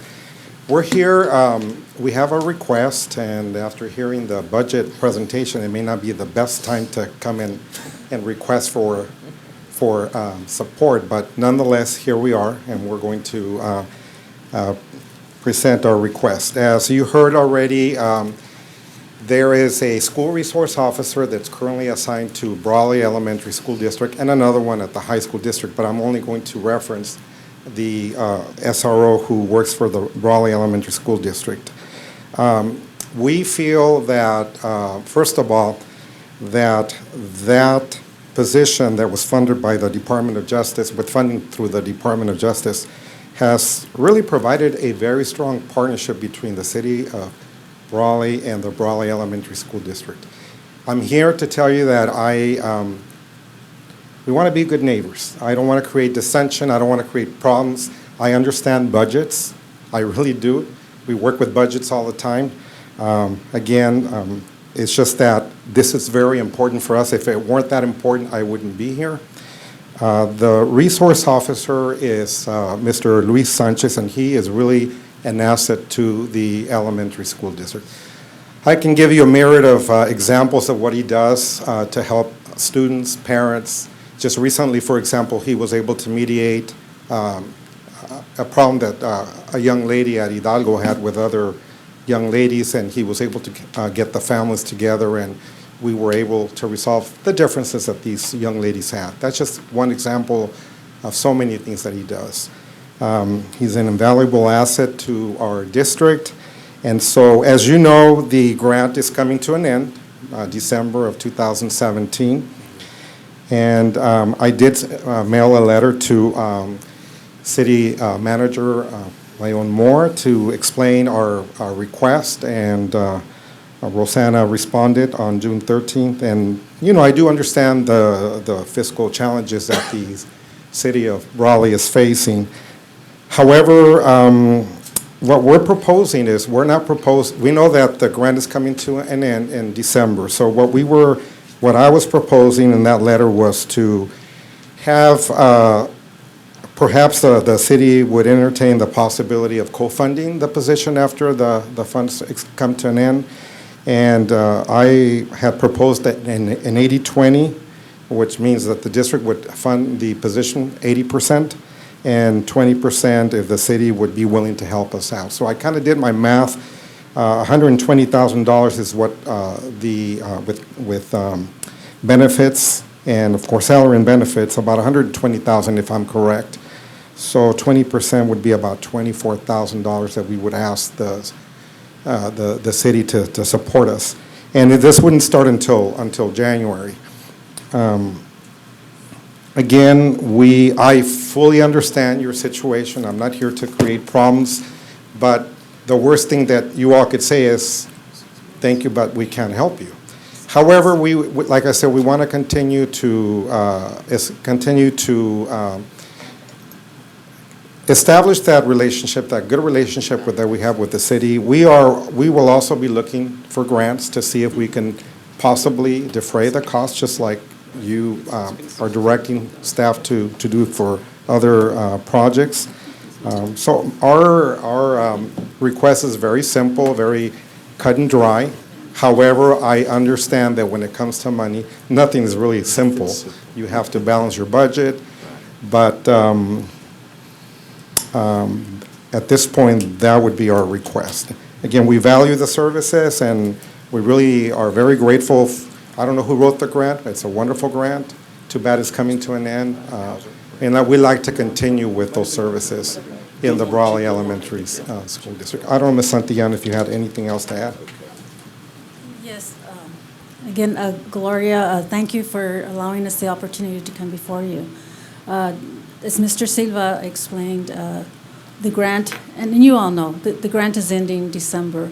And probably my mathematical background, since it'll be covered 6 months up through December, then we're really just talking about the remainder of the 6 months in your budget. So not necessarily. $12,000. Right. Yeah, right. So again, we realize that you're going through a budget crisis. Really not sure of what's going to happen in 2018-19 because of the utility tax, but you know what's happening now. So again, it's a great service that the school resource officer provides. We have a good working relationship with the city. We want to continue to do this, plus maybe do even more projects in the future. So again, thank you for considering this. And again, the $12,000 is probably a drop. You know, it's an immaterial amount considering the amount of money that you have in your budget, at least for this year.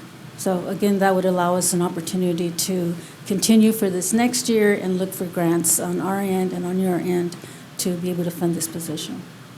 Thank you. Any discussion from the council? I do have a comment. You would like to comment? Well, just, I appreciate it. Thank you very much for coming out here and explaining what you're requesting. And I did the math as well, you know, just with respect to what we would be offsetting. So you're proposing 80-20 split, and really it would be just funded from January through the end of the fiscal period, so it would be about $12,000 for us. Obviously, $12,000 is not just $12,000. We can use it for many things. But I think considering the fact that, you know, I know Officer Sanchez does do a great job out there. I've participated at many career day events, and I know he's well respected amongst the students and the parents and the counselors out there as well. You know, I feel, you know, he's been out there for a few years. I think I'd be in support of assisting in this matter, even though we do have shortages in other areas. You know, we've spent money on other items that cost much more than that, and I think this can create a tremendous benefit for the kids out here and for the community. I mean, that's just my opinion. Mm-hmm. I don't know what the rest of the council thinks of. Councilmember Nava, I'd like to just, if I can add on to that also, it's the proactive work that these SROs do at these schools, and that's going to be very hard to quantify, but I guarantee it far outweighs, you know, what the commitment and costs were. No question, we're sensitive to the dollars, but I think this is, you know, as a pilot, we always, risk, benefit, risk, reward. I think with the amount that we're looking at risking in terms of resources and what we're getting back is almost kind of without question. The only comment I wanted to make also outside of that, and it may be more of a question to staff, Rosanna, are we looking at something similar? Because is it 2 resource officers? So we're looking at something similar with the high school and with that? So as it stands in the budget assumptions, both are scheduled to end. Right. Brawley Union High School has informally been in dialogue with the city about continuing the arrangement. Okay. but we don't have anything in writing that indicates their financial support. They know, I spoke with the superintendent last week, advised him of the letter that was going to be included in the packet, because I didn't want him surprised by one arrangement for one entity versus another.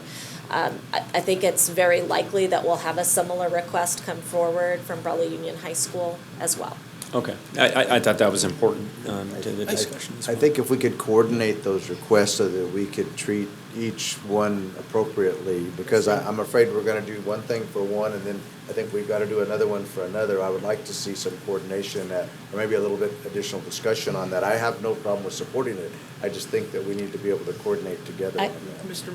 I don't agree. If I could ask, I know we have that desire, I know it's been expressed by a few of us, but I'd like to ask our police chief to see if he has other plans for that officer, considering the fact that, that position was set to Sunset. sunset. Yeah. Why don't we let the two council people Sure. give their Yeah. questions and comments first, and then we'll have the police chief. Go ahead, Go and then ahead. I'll do. Go ahead. Noel. Well, I think obviously it's a very important position, and I'm really not familiar. I know Mr. Jaime did, thank you so much for your presentation. Gave us an idea of some of the things that they do. Personally, I probably would have liked to, maybe a little bit more information on what their duties are, but I think a lot of it probably has to do with prevention also. The fact that they're there is an asset to our kids and the students. So the only question I have, I think would like to see what we're doing with the high school, and also because this is just kind of a stopgap for this fiscal year. We need to consider what we're going to be doing when this fiscal year ends or the next school year ends, because it'll be here before we know it, and then, we'll be in the same situation. So we probably need to have continued discussions about what we'll do in the future. Thank you.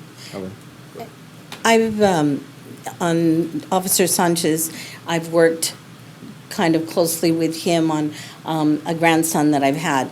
The time for not going to school, he has come to the house and spoken to the dad. So he has tried to work with parents. I'm sure he's not the only one that they do that. Also, he works closely with CPS, making sure that the children are being treated correctly and they're being fed. And he works really well, working with CPS. So those are some of the things that I know Officer Sanchez does at the elementary level. I've seen him speak. I've sent over different parents with different problems, and they always, let me know, he was great. He really helped us out in whatever situation that the parents have been or the grandparents have been with each student. So I'm really grateful for what he's done, and I really feel that it's important for these kids, knowing that there's children out there, not just my grandson, but several kids that really need his help. To be able to survive is somewhat, so that's kind of close to my heart, and I know what he does in that regard. And talking to our chief also, asking him if he, could help us out in a grant or something and look into that for us. I just spoke to him today, so he'll tell you a little bit more of what he's doing. Thank you. Okay, thank you. Mr. Silva, you had a comment? I just wanted to tell you that we can certainly we can create a list of duties and responsibilities that he's responsible for, but I can tell you, we keep him busy. He just doesn't sit in an office and warming up a seat. He is busy, so that is. The times I've walked in, that's what he's doing. So we can certainly do that. Believe me, I'm a person of accountability. I would not stand here and be here almost until 8 o'clock if I didn't think this was important for the school district. So, but we can certainly give you a listing of all the things that all the duties and responsibilities that he accomplishes in the Brawley Elementary School District. I was just being proactive and came. I don't know what the high school's going to do. I really haven't spoken to Mr. Canales about it. I just wanted to be proactive. So since we've had these conversations. during our school board meetings, and that's why we came to address the city council. I'm sure the chief can share with you as well, but just so the public, just what I know of SROs that I've worked with, even with the sheriff's department, it's actually it's specialized work, and it's a lot of work, versus there's other ways, even on patrols, a patrol, officer that, there's places I'm not saying we hide, but, it's that is, you're very upfront and present, and, as council member, as our council members have brought up, the different benefits we bring, as well as our mayor pro tem, it really becomes, countless in terms of the things they do. But I think we've answered the fiscal question. I didn't know. Mayor Ketchum, if I may, and I know Chief can maybe come up and answer some questions as well. I just wanted to explain one logistical feature of what happens when a grant phases out. So what was proposed in the current budget is we would have knowledge that the grant's expiring in December. So when we have another vacancy within the 6-month window, we would opt not to fill it. So the employee would be, Mr. Sanchez or Ms. Amaya would be absorbed back into the operations. We know we can count on a very high likelihood that we'll have a vacancy. One thing that the council might want to consider in the look forward for the next 12 months is how we will deal with this topic for the next 12 months, because we already know that the utility user tax, if renewed, we still can't retain all the staff that we have. Right. So the solution that's required is either elimination of other positions or the loss of the resource. Right. Because Arnold used to be our SRO for the high school, right? Right. Yes, That's correct. Valdez was replaced by Amaya following Right. Agent Valdez's retirement. Okay. Well, good evening, Mr. Mayor, council members, Kelly Brown, interim chief of police. First, I'd like to echo what Mr. Silva said. What's the list of the activities and tasks and responsibilities of these SROs is continuously growing. One of the things that you would never imagine is that these officers are tasked with training school staff on current trends and tactics of active shooter scenarios. So they give presentations to kids. They also play the mediator when there are these traditionally non-addressed issues at the school level that we won't address as a police department on a traditional basis. So one of the things you have to take into consideration is, although there is a cost, and I will address Mr. Nava's question, and it kind of goes back to the city manager. We don't assume that those positions are going to be there. So when you ask if I have places to put these officers, we're assuming these officers won't exist, or those positions won't exist. So, and Mayor Pro Tem had brought up a grant, the talk of a grant. We are currently in the process of applying for a secondary grant to continue. The likelihood of us obtaining this grant is very low, just because we were awarded this last go-around. And so it's very competitive, as you can imagine. So we're not hopeful that we'll get it, but certainly we are doing our very best. And to answer the question, it was Commander Hauser who obtained it. He is also following up with that this go-around as well. So he's familiar with the process. We just don't know how competitive we'll be. Chief Brown? No, and I was joking when I said I see Officer Sanchez sitting around. I've had a lot of experience in working with him out there, and I actually engage with him quite a bit on different matters that he has questions on with respect to the city. So that come up during his time on the campus, right? On campus. And so if I could, and I hate to put you on the spot, Chief, but if we were to decide to support the process here or the request, would you be in support of that? And I hate to do that to you. I'm asking just for frame of mind here for us. So I think the simple answer of that is absolutely. I'm always in support of being able to provide more officers for the community, specifically for the schools. it comes down to the fiscal side of things. I appreciate that. Thank you. Very good. Thank you. Thank you, Chief. Any other questions for the chief? No. Okay, chief, thank you. All right, thank you, sir. Very much. Thank you. Okay. And you're doing a great job, Chief, just so. Thank you, Yes, sir. Great job. So far. Okay. Yeah, yes.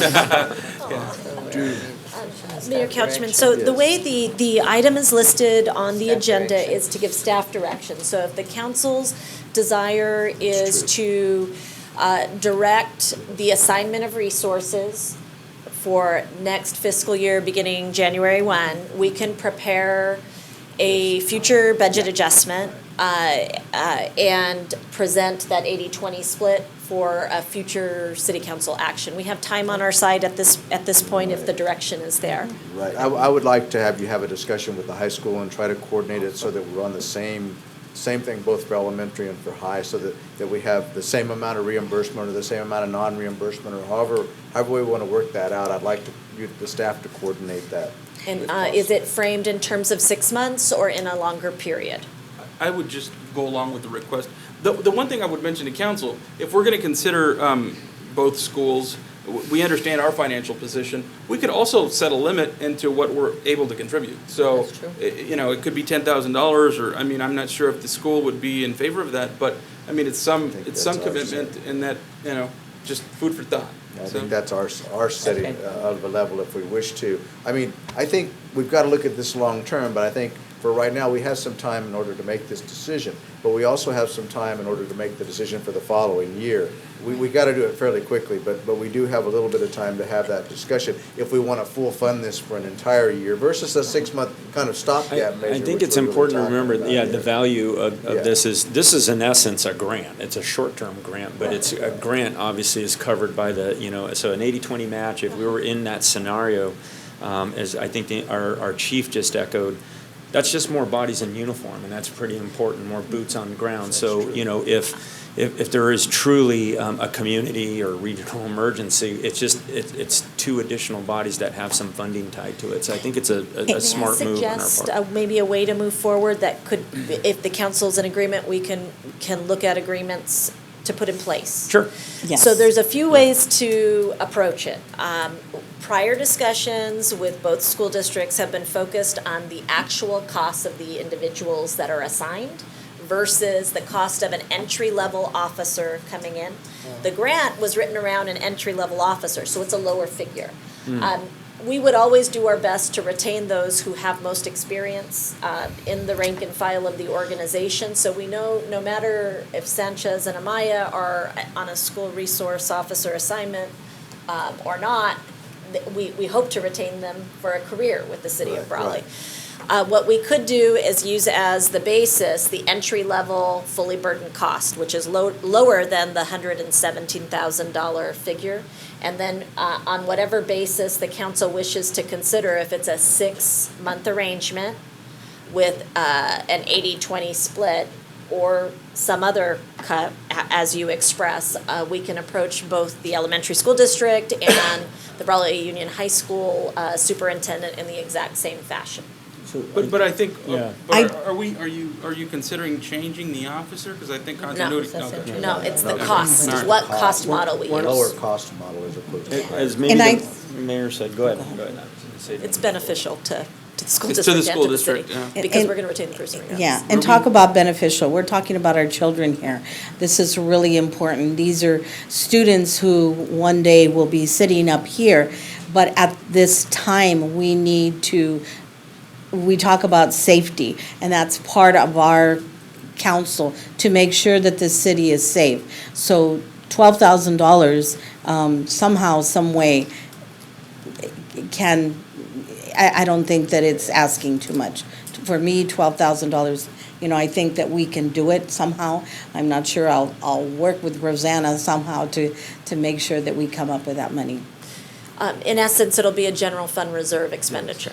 It is a general. They'll just reduce ours. Right. Because I know that if Mr. Silva could have said to his school district, sent out letters saying, I'm going to the council meeting, I'm going to bring this up, I'm sure you would have had hundreds of people here, to back him up. And he didn't. He is, giving us the chance to to discuss this, and, which we have, and I think everybody's pretty much, has kind of agreed to do this. I think we're all pretty much in Right, agreement. yeah. So you have your direction the to move clear forward. direction? Is the direction 6 months? For a 6-month Right. fix? Yes. I think Yes. for And right is now, the yes. direction That's what you're on asking for. the basis of a fully burdened, the actual person assigned, or a lower level officer? Or a Not that it fixed rate, changes the Or a assignment. fixed rate, Or whatever a we fixed rate. decide. How I mean, we're about- considering $12,000. Yeah. And we I know think that likely that's we're what going to we get probably a do. request from the high school. Is there a desire to keep that like at 10,000? I don't. How about, I think, without splitting hairs, we expressed our desire to kind of get them to match. So if you can, Yes. whatever you work through, when you come back, hopefully it'll mirror our Easy enough. Got it. our And- desires. and So one we of the- table the item, is that what we're doing? And one of the, well, no, we're giving staff Just- direction. okay. One of the things that I think we've got to look at, though, is we're going to do the 12, say we do the 12,000, say we do the 6 month. We've got to look at the utility tax for November. Pass or move through, or whatever it does. I think that adds an impact to our budget, and we have to take another look at that. So for the following year, that's what we have to look at. Yeah. Not the For the 6 month future time period. year. I think you take the 6 months and we fund that. That's But in right. future years, we're going to have to take another look. Yeah. I think- That's in and May. And, yeah, but that's a Then little we don't have to further wait down. about know 1 what month. will happen. Or a couple of weeks in Right, June. right, right. Could we Absolutely. have Officer Sanchez speak with you? Yes, About that's your fine. behavior? Yeah, that's fine. Yeah, you can talk to me. Okay, I think we've given direction to staff, and I think you've got a kind of consensus of our council right now. Okay. Thank you. Thank you. Likewise. Thank you. Thank you. Okay, bye-bye. Moving right along to item 4E, discussion and potential action, co-sponsoring business networking speed dating with the Brawley Chamber of Commerce on Monday, July 31st, I from know. 6 to 8:30 PM at the Lions Center Gymnasium. We didn't have. Well, Mr. Mayor, thank you very much. Katie's coming up with the Chamber of Commerce. I'm going to give some background on this, and I'll keep it really brief. I had the idea of several years back, it's probably been about 6 or 7 years, on having a networking event here in the city of Brawley. I just never realized the event. It just, there's a lot of ideas that we put forth, and sometimes we have events that we put together. In this case, it just took some time.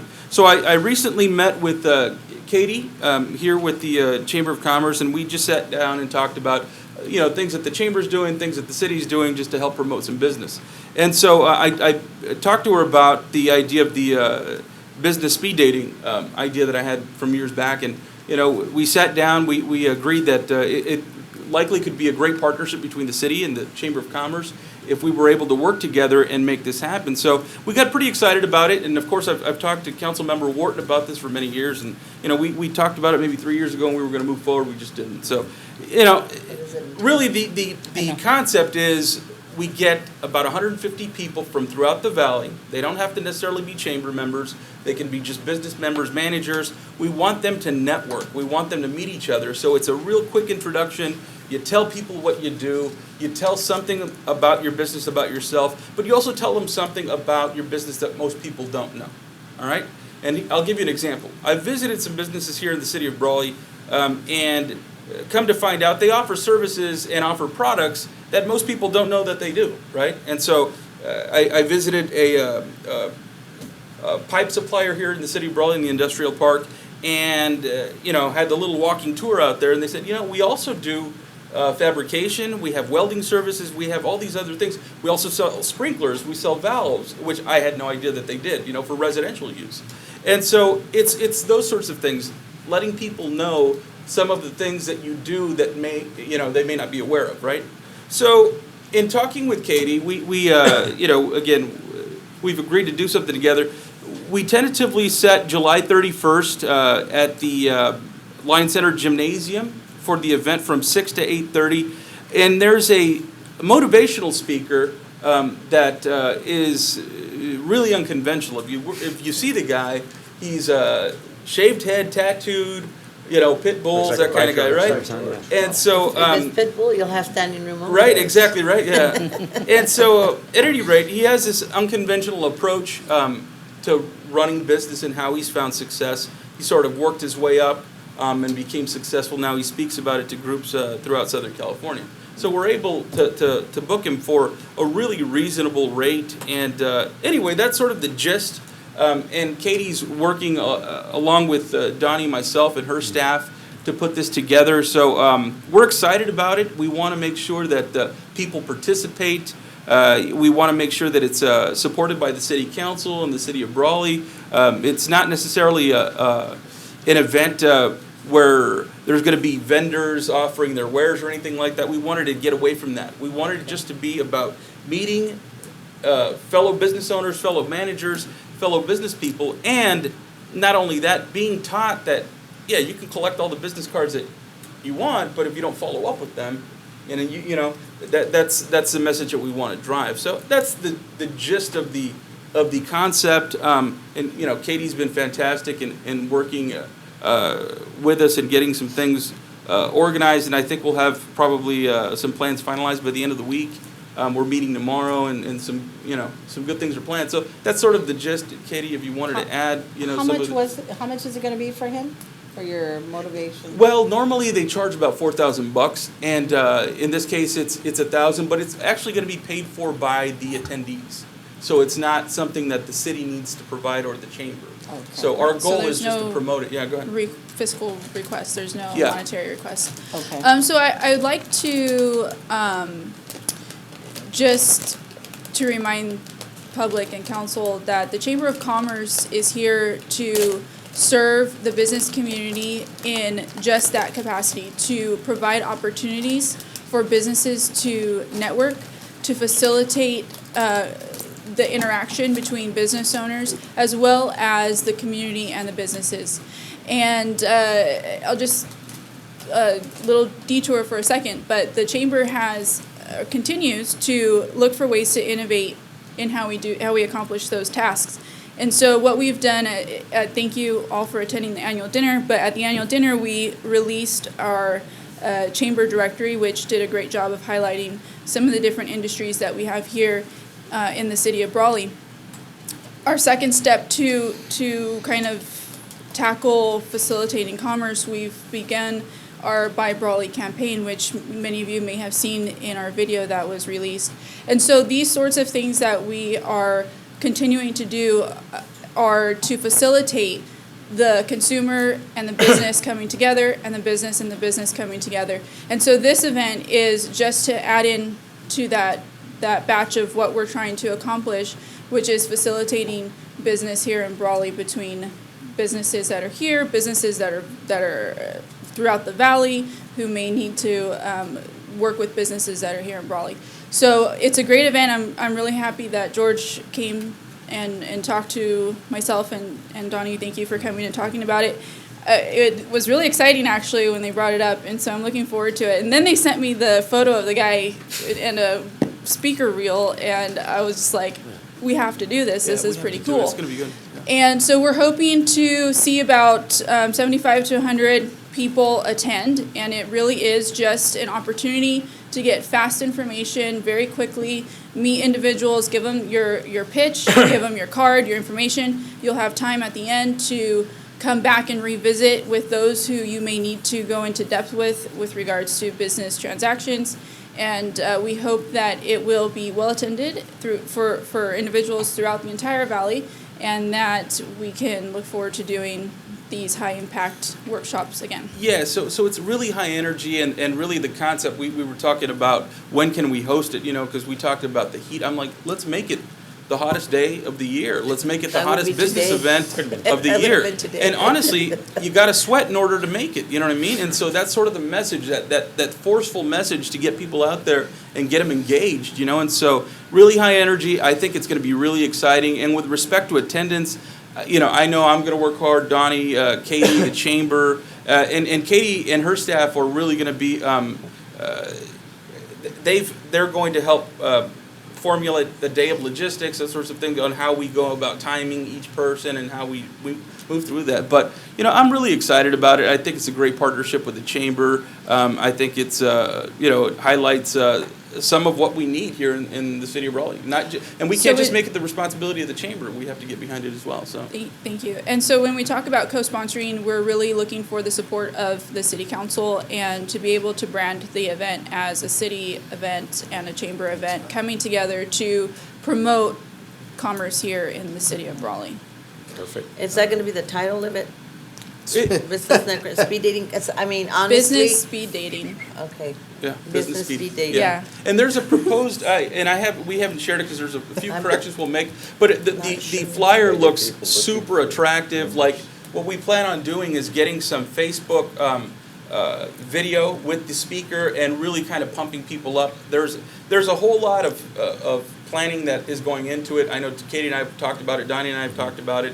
And so those details haven't been finalized, but yeah, it's a whole visual presentation. It's not just, a concept, it's actually getting people engaged, getting them excited from not just like the Facebook posting, but from the video that, is building up.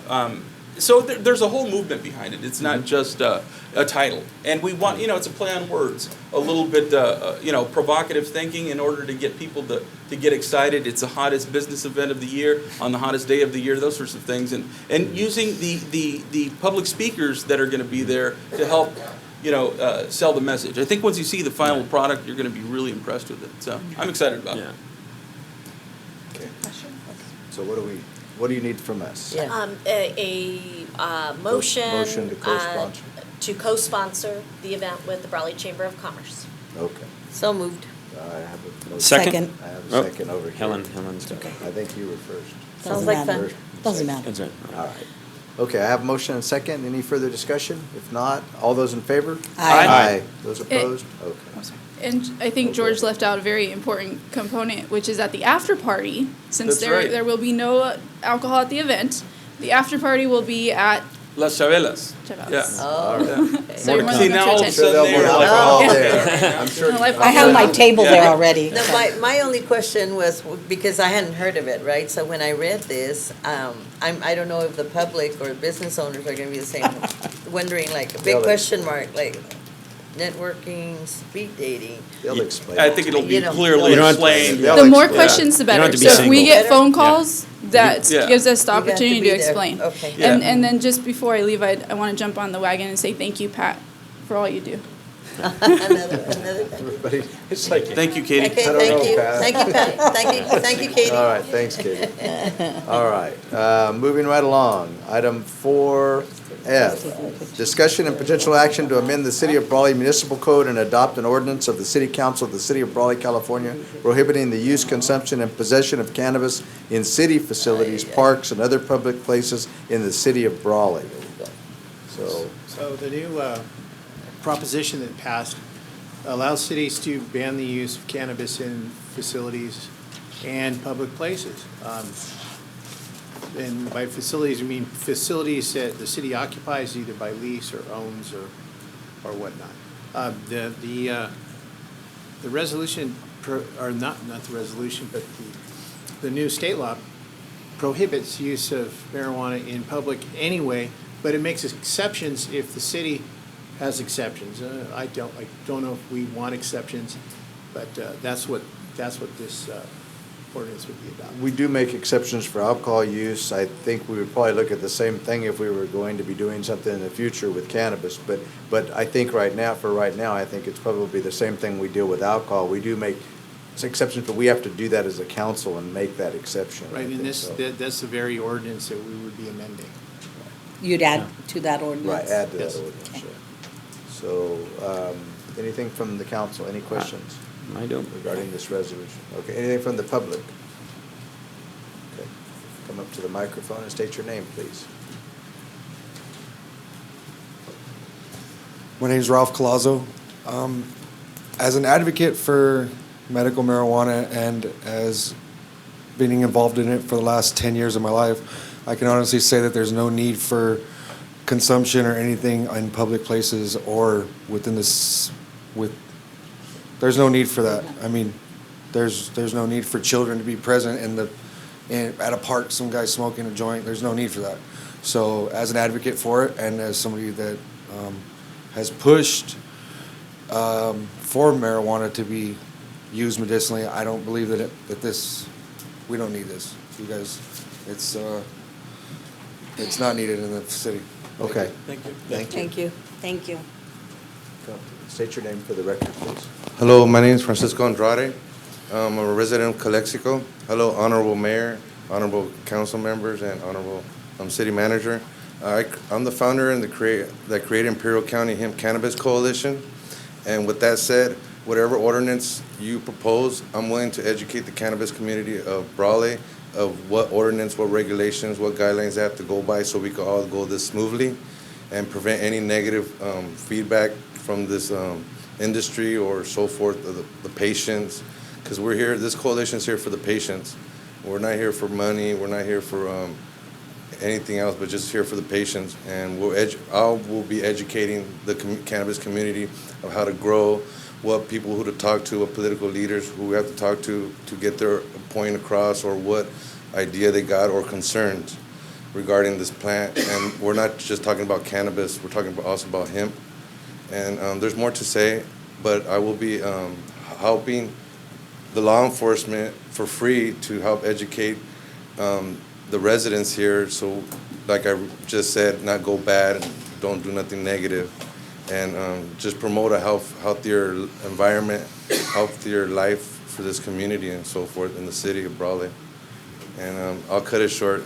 Okay, thank you. Thank you. Thank you, Mr. Rivera. Thank you very Thank much. you. Anybody else from the public? If not, anything from the council on this? Nope. I'll entertain a motion to amend the Brawley Municipal Code and adoption of the ordinance. Make a motion. Second. Motion and second. All those in favor? Aye. Aye. Those opposed? Motion carries. Okay. Item 4G is discussion and potential action to amend the City of Brawley Municipal Code and adopt an ordinance of the City Council of the City of Brawley, California, amending the codified ordinance of the City of Brawley relating to marijuana commercial activities. So this one is a little different. Okay. And it's anticipated by the first of the year that the state of California will be issuing permits for people to open cultivation, retail establishments, whatnot, that sell recreational marijuana products. We don't know what the council wants to do about this, if this is something that you want to allow in the city of Brawley. And if you do, that would require amending the zoning ordinance. Amending zoning ordinances takes time because you have to have hearings and the planning commission has to weigh in and then the city council. But in the meantime, if there's no effective ban, then all somebody needs is a state license, and then we wouldn't have any zoning about where that would go. Where they put They it. would just, where a business like that would go. So, for example, if somebody wanted to get into cultivation, commercial cultivation, there's places in the city limits where ag is allowed. So get a business, we'd be hard pressed to deny a business license, and then we'd have. Okay. But anyway, this is a stopgap measure until the council can study it and figure out what they want to do, what they want to allow, and if anything, and where they want to allow it. And we can amend the zoning ordinance and take the time to do that correctly. Is everybody kind of clear on that one? I think it's more to give us an opportunity to have control as opposed to the state having control. Because we Yes. certainly, I don't think, want to let the state have any kind of control if we can possibly help it.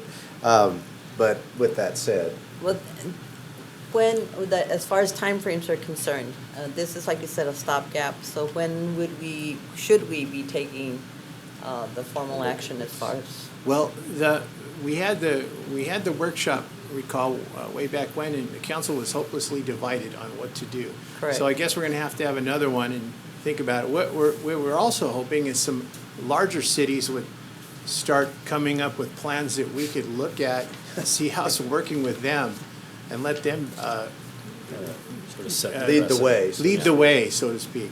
But yeah, what's certain is Gordon's been getting calls wanting to know what's your ordinances look like, because we want to open a business. And right now, our ordinance doesn't look like much. Yeah, Okay. especially, it doesn't look like anything with respect to recreational marijuana. Okay. And this does not, this does not change, because the state has circumvented the personal growing and this and that. That's state law now. Yeah, that's kind of state out law. of our hands. So this is more the recreational, commercial commercial activities related to recreational use. Correct, so to open a store. Right. Cultivate. Commercial cultivation, testing facility. Not the medical side. Yeah. Well, we already have no medical marijuana dispensaries Correct. allowed, but Correct. we can't ban deliveries and things like that. The state has spoken on that. Okay, yeah, absolutely. Okay. All right. Well, anything from the public?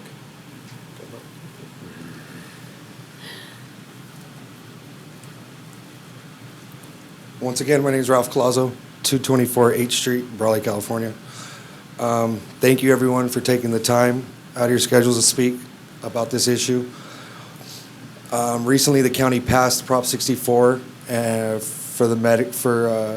regulate and ordinance it, and which was a surprise to me. I didn't think the county council was actually going to pass it. I thought they were going to deny it.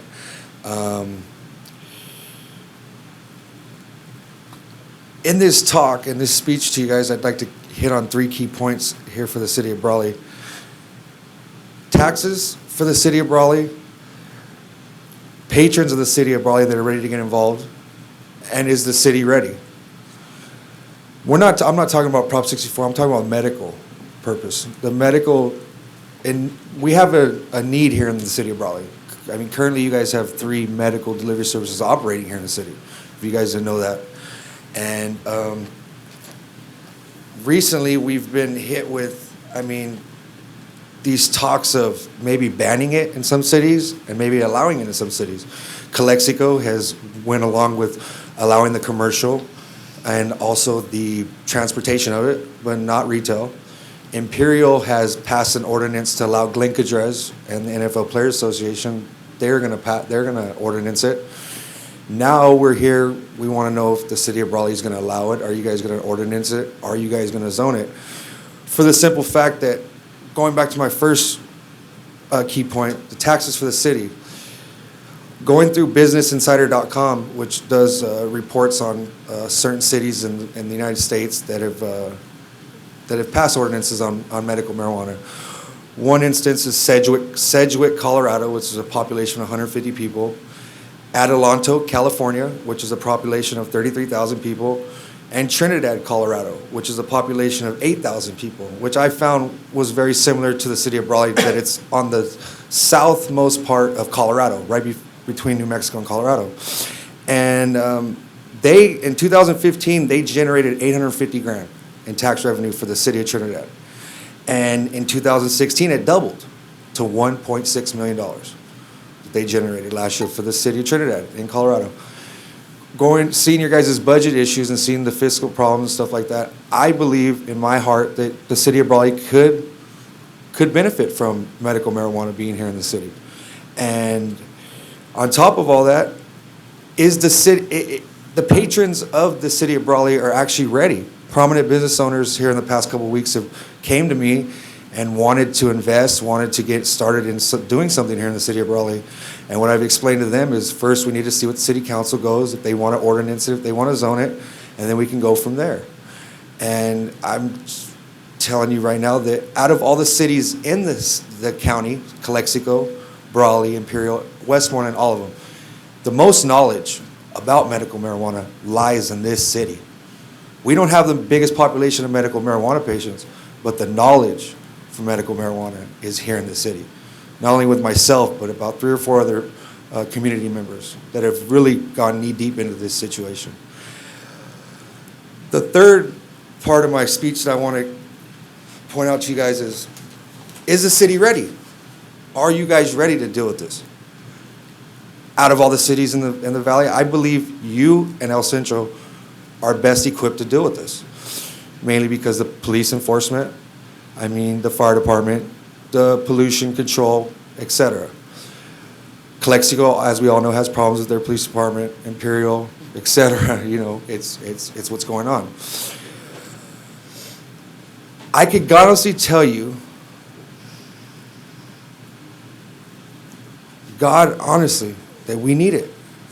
We need it. We need it medically, not recreationally. Medically, we need it. There's a need here. My father is a prominent business owner here in the valley, and he's dealt with diabetes for the last 25 years. And recently, it's attacked his legs, it's attacked his head. He's losing dementia, losing his memory loss. And I've watched medical marijuana be able to help him. Because as he goes into dialysis to get his blood pumped in and out of his body every day, he gets anxious. And because of the liver problems and the kidney problems, he can't take pharmaceutical pills for the anxiety before he gets on the machine. So I help him, give him oil and stuff like that so he can go in and get it done. But at the end of the day, we as a patient network, I represent 1,000 patients here in the Imperial Valley currently. I've been an advocate for them for 10 years. And I do it because I believe in it. That's why. And the people here, they deserve safe access to safe medicine at a safe rate. Because we do have patients here, and they need it. I appreciate your guys' time and effort. Thank you. Thank you. Thank you.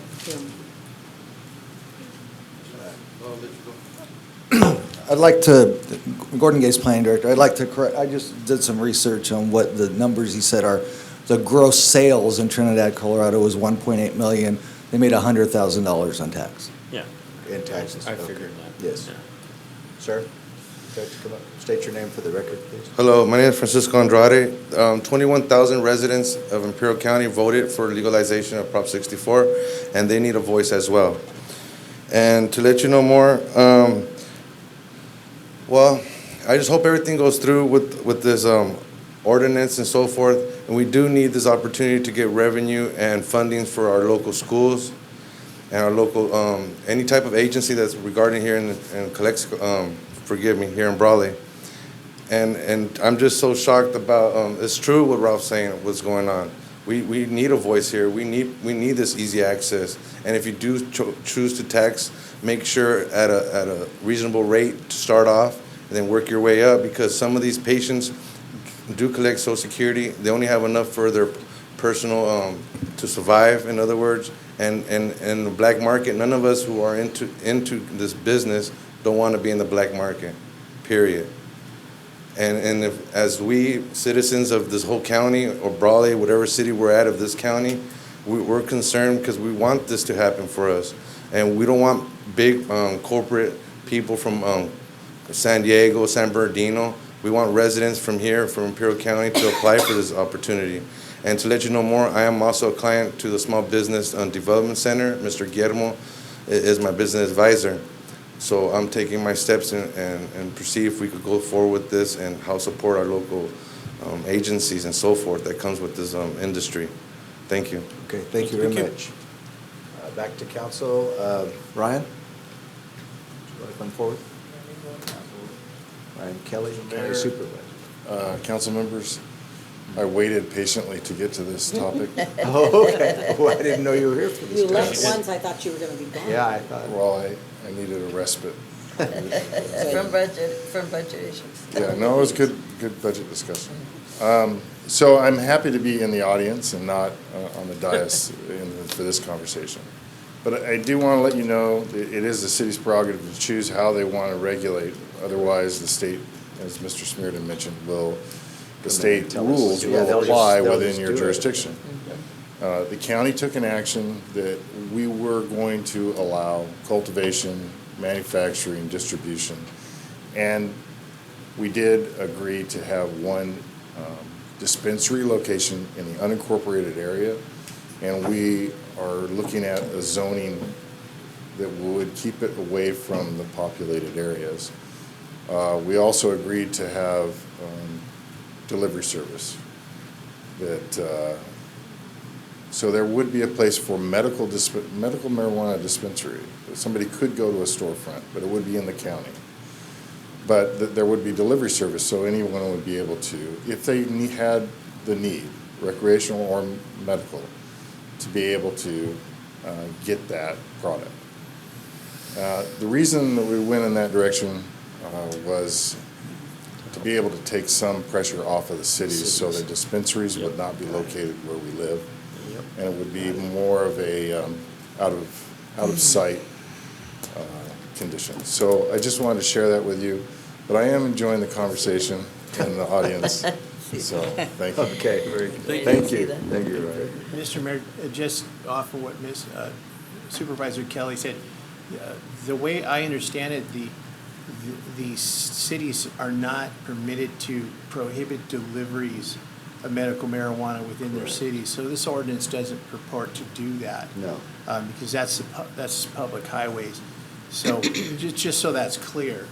Yeah. I think we're going to have some concerns about this. I don't think this is a final decision. I think this is a stopgap measure in order not to allow the state to come in and regulate things within the borders of our city. I think we're still going to have to take up the marijuana issue, as I think at the federal level they're going to have to take up the marijuana issue, because it's considered a crime by federal law. So even though the state law says it isn't, the federal law says it is, and I think there's some issues related to that since we have Border Patrol checkpoints going out everywhere out of the valley. But be that as it may, I think this is more of a stopgap measure just to take something so that the state does not usurp our authority as a city government. And then we're going to probably have a lot more discussion on this. And I tend to agree with the county. I think it has to be regulated in a certain way if we do anything within the city. And it also has to be kept away from certain areas of the city, certainly. And I think that's all a discussion that we're going to have with public hearings and with all of those types of things before we make any finalized decision on this issue. I also think that if the feds start to crack down more, I think you're going to see other issues happen within the state of California and the state of Colorado and everywhere else that this goes on. So we'll see how that kind of goes. But I think right now we're just taking a look at this. We're going to use this as a stopgap measure to stop the state from taking any kind of usurping any kind of authority that the city of Brawley might have, and then we'll move forward with our discussion regarding the sales. And as it relates to medical, which I separate a little bit from recreational usage and all those types of factors, I think. So I think if we could. Well, my only concern is that we need to probably think about getting it on our agenda or have another public hearing and schedule one as soon as possible, because we don't want to run out of time on this particular subject. I need to address it. I think that with this in place, we do have some time to discuss it. So I think we can take this up at a future meeting, and we can have some other discussions and maybe some public hearings on this. Yes. As it relates to this. I think you're going to get both sides coming. I think there's two different opinions, and I think we're going to see a lot of discussion from the city. I don't know which way we want to go. And I can't speak for the council on that. I think we ought to make a decision based upon what we see from our constituency. But I would entertain a motion on this action, on this ordinance, amending the codified ordinance of the city of Brawley relating to marijuana commercial activities. I make a motion that we amend the ordinance to preserve the future options to exercise local control. Second. Second, I think. I think you got several seconds. Okay. Any further discussion? If not, all those in favor? Aye. Those opposed? Okay, motion carries. Okay, item 4H, discussion and potential action to approve the loan in the amount of $137,885 in conformance with the city's residential rehabilitation program funded by the State of California Housing and Community Development Grant 15 Home 10897.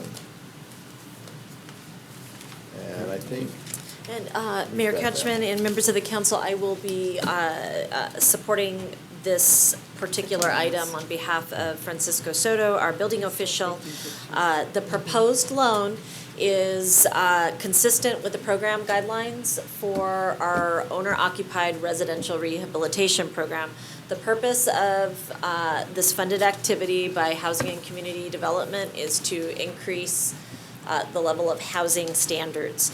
So the individual household that is affected by this proposed loan has to income qualify. Staff has reviewed all of the qualifications of the applicant, including income, credit report, title information, etc. We are recommending that the city move forward with approval of a loan to replace the housing associated with this address. Okay. Any questions from council?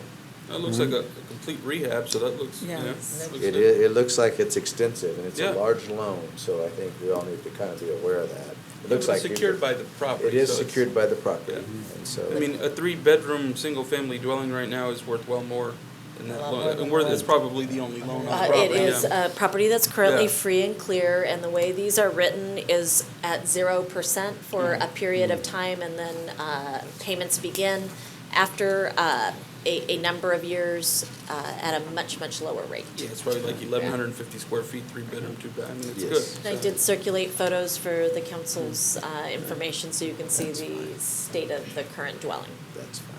No problem. Make a motion to approve, Mr. Mayor. I'll second. Okay. I I have a second. motion and a second. All those in favor? Aye. Those opposed? Okay, motion carries. Thank you. Okay, we go to item 5 of our agenda, departmental reports. And we have an update on the Alice Giroux Park reopening by Pat Dorsey, Parks and Recreation Director. Everybody loves you, Pat. Just so you I know. see. Just so you Yes, know. we do. Make me feel like I'm leaving tomorrow. Yeah, that's what Everybody it was kind of thanking sounded you like. already. I know, right? It's like, That's hey, what it wait, kind of sounded like. It was like they were hold on, pushing you hold out the on. door already. I'm still Just here. calm Pat, I down. just want to thank you for all your years of service. Yeah. Thank you very much. No. She's like, I Thought you can had a hear you. surprise for us. Good evening, Mayor, Councilman, council staff, Pat Dorsey, Parks and Recreation Director. I got it right this time. But anyway, we're getting the kinks out, we're chuckling along. We need to find out more about it, learn more about it, but we're almost there. We're not there yet, but we're almost there. So I would like to say thank you for your support. Be patient with us, and we'll get it running. And I know the kids don't care because they were out last night, and it was over 150 kids last night at the water park, and 187 at the pool. So we are busy. I And guess. they have the patience to wait till it comes back on. It's fine with us. So. What has been the time gap, well, like when it turns off? Has it- Anything that cheaper. At the splash pad?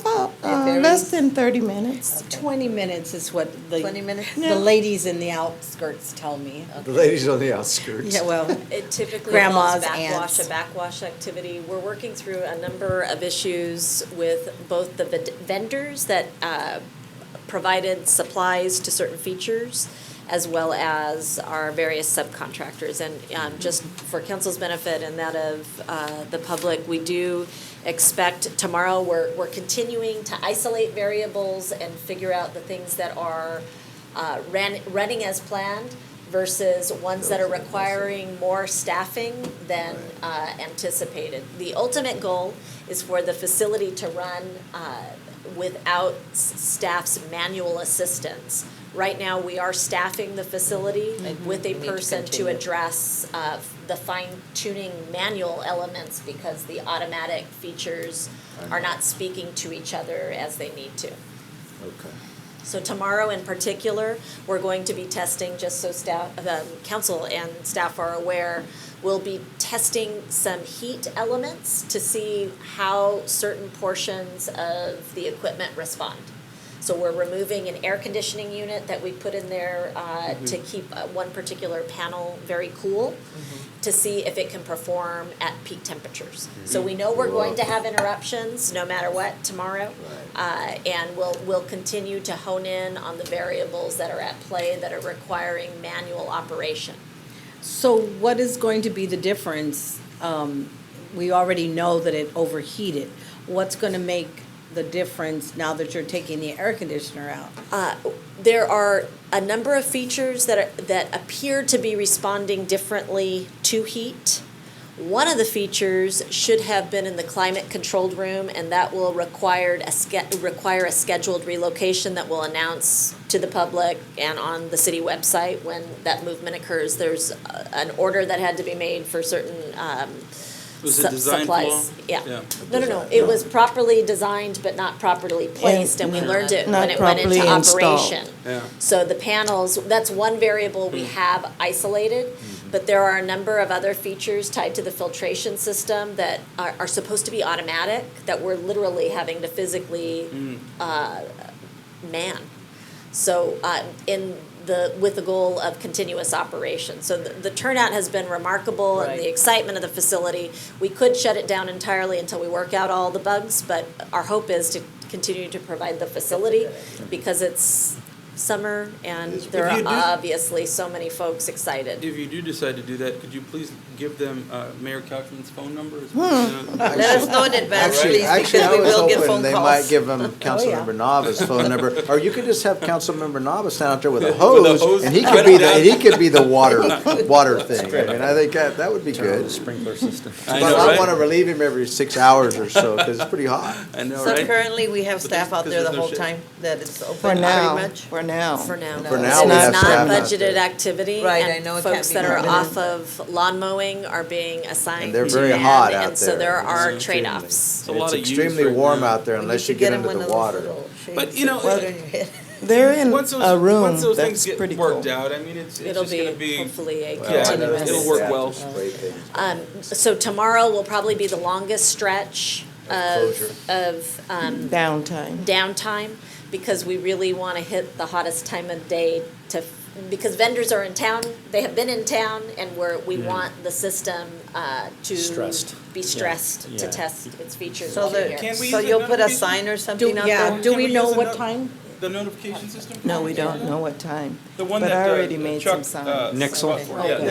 Nixle, could we do Nixle Some notification? kind of, notification. We could. We could tell people it's gonna be closed from this time to this time. That way, if we get the word out, they won't come, as many people won't be there, so we're not disappointing everybody. If they know it's gonna be closed, say from 2 o'clock to 5 o'clock, then that's better if they can know that. We can do that. Because then, if they come at 7 or 6 or whatever, then they'll know that it should be open. And now, it may not be because there may be some issues, but if it is, that at least would give them some time frame. We can do that, but they're there at 8:30 in the morning. I The know. message board, Mr. Mayor, the message board that we have with Public Works, that might be a good thing to use. Yeah, that's a good idea too. Yeah, we could do that. Yeah, whatever we can do to let people know that it's gonna be down for sure. We can also ask the superintendent if he can put it up on his board, elementary.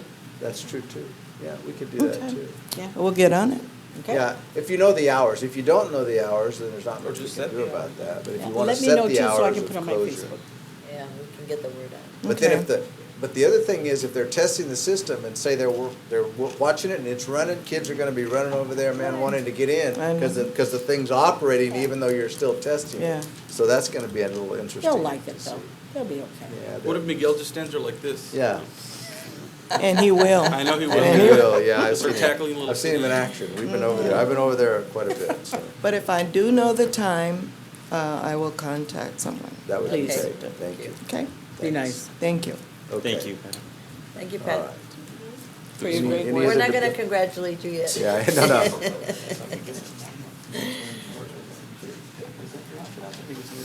City treasurer's So we got a report. Speedo? Yeah. Okay, Miguel and his Speedo.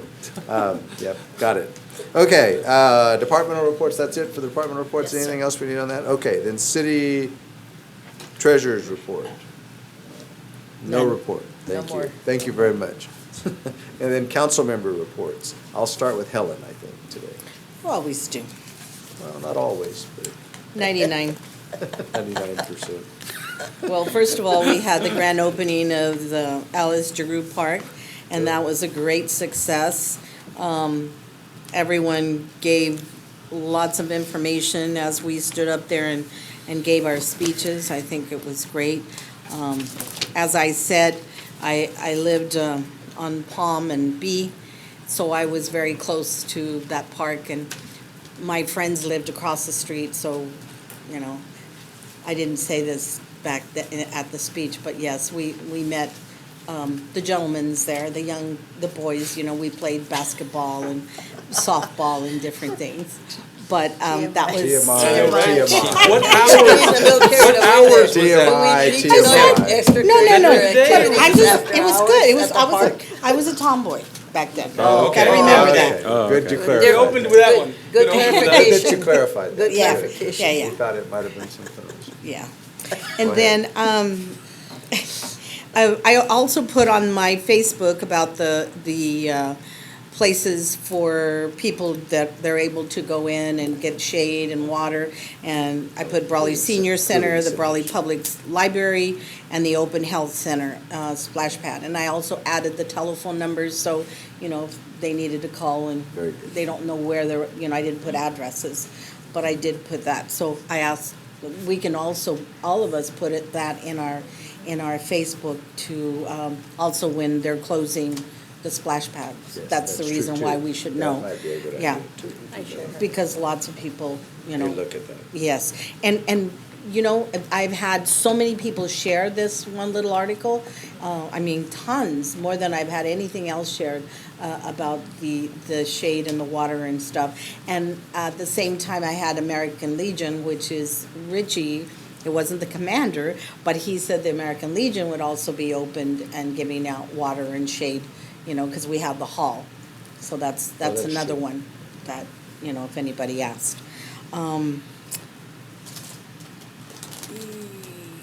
Wednesday. And again, I'd like to congratulate Lloyd and Betty Miller. I think that was a superb. You always do well. Sometimes I don't like every article that you put about us, but, you know, you do well, you know. You put what you come out with. So congratulations again on that. Yeah, Lloyd. Again, Yeah, the Lloyd. staff Yeah, Lloyd. with the splash pad have been great. Thank you for heading that spear. And, you know, the kids are very grateful and they all know that you're part of that. So thank you again for doing that. Ruby, your accounting and all your budgets, and I know it takes hours of your time and away from the family also, along with everyone else, you know. Of course, I hope you're not here till midnight like our city manager over here with our agendas. But, you know, we appreciate everything and all the hours that you put in.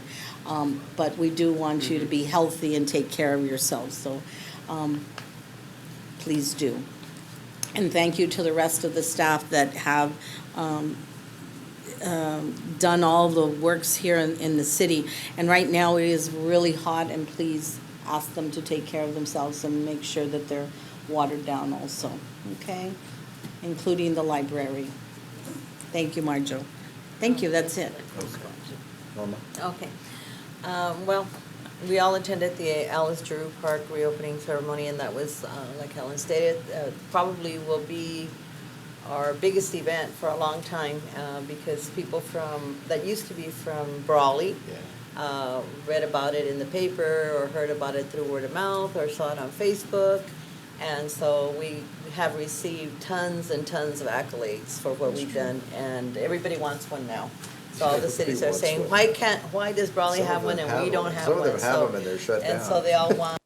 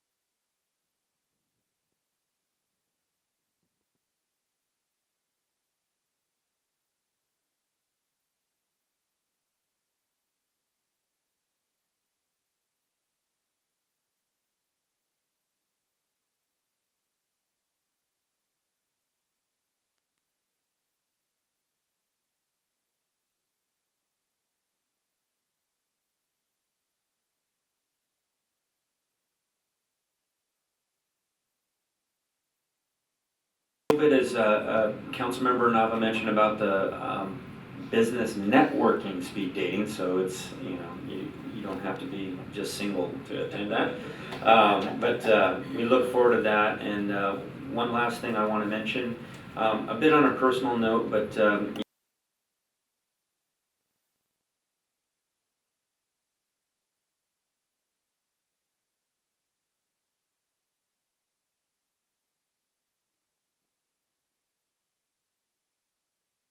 I look forward to meeting my new constituents. So that's all I have, Mr. Mayor. Thank you. Thank you very much. I was able to attend my 6th grade teacher's retirement party, and I was a guest speaker. I didn't give a long talk, but it was a real honor for me. He was my 6th grade.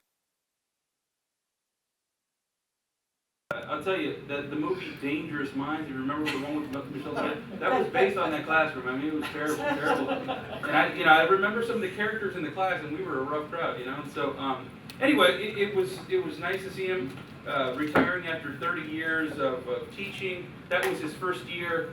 I joked with him because that was his first year teaching in Brawley, and he saw me years later. He goes, George, honestly, and this is the honest truth, that I almost quit teaching because of that class. And I said, well, I'm glad that you didn't, And I reminded him of that conversation that we had at his retirement. I said, look, Mr. Amidon, even if you had quit teaching and joined the circus, you'd still be retiring today. The Ringling Brothers called it quits too. So, what I mean? We'd be in the same spot. So, now, he's a good guy, and I hope he has a joyous retirement. And, he ended his career over at the Barber Works. So, he had a good time doing recognition. Thanks for his guidance along the years.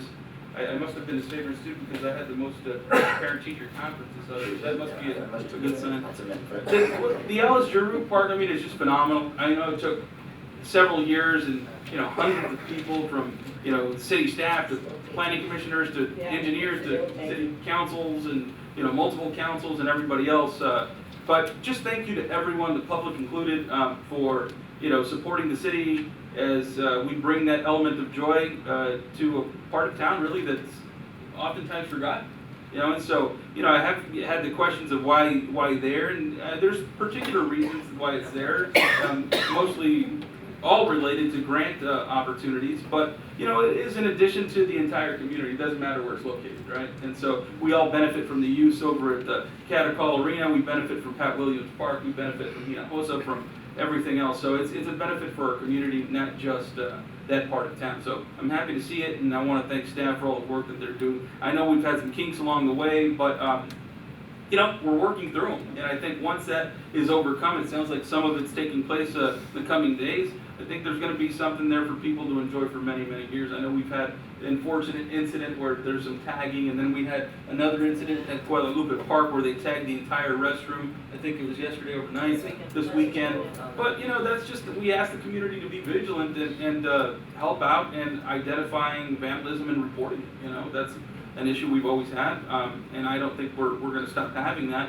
I think, we've spent over $100,000 in repairs over the past couple of years on, stolen copper, on vandalism, and all the things. But it's our community, and I make this comment then at our opening there, and I'll make it again today. It's just, when people ask you where you're from, you don't give them your address. When you're out of town, they ask you where you're from. You say you're from Brawley, it's our community. So, I just thank staff for all the work that they're doing. I know it's hard right now with the summer months and everything else, and I'm very, very appreciative.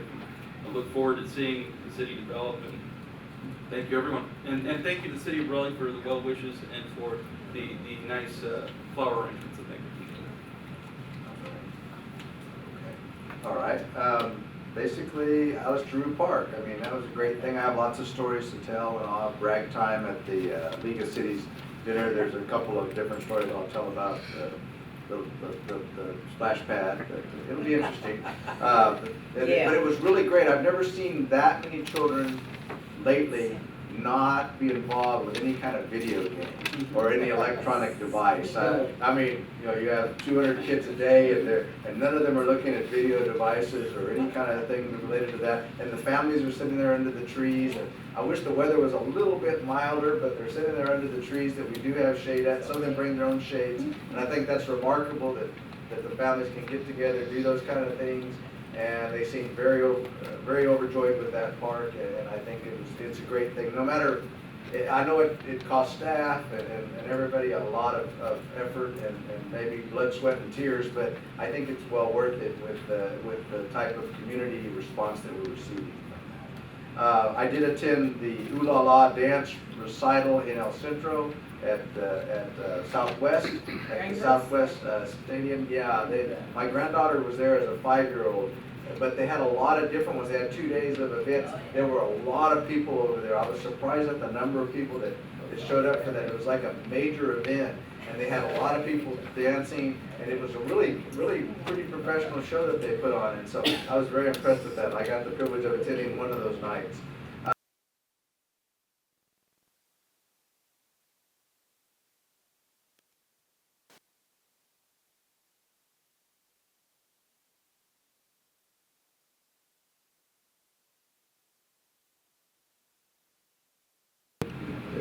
But that was great. It was a good event, and everybody was here.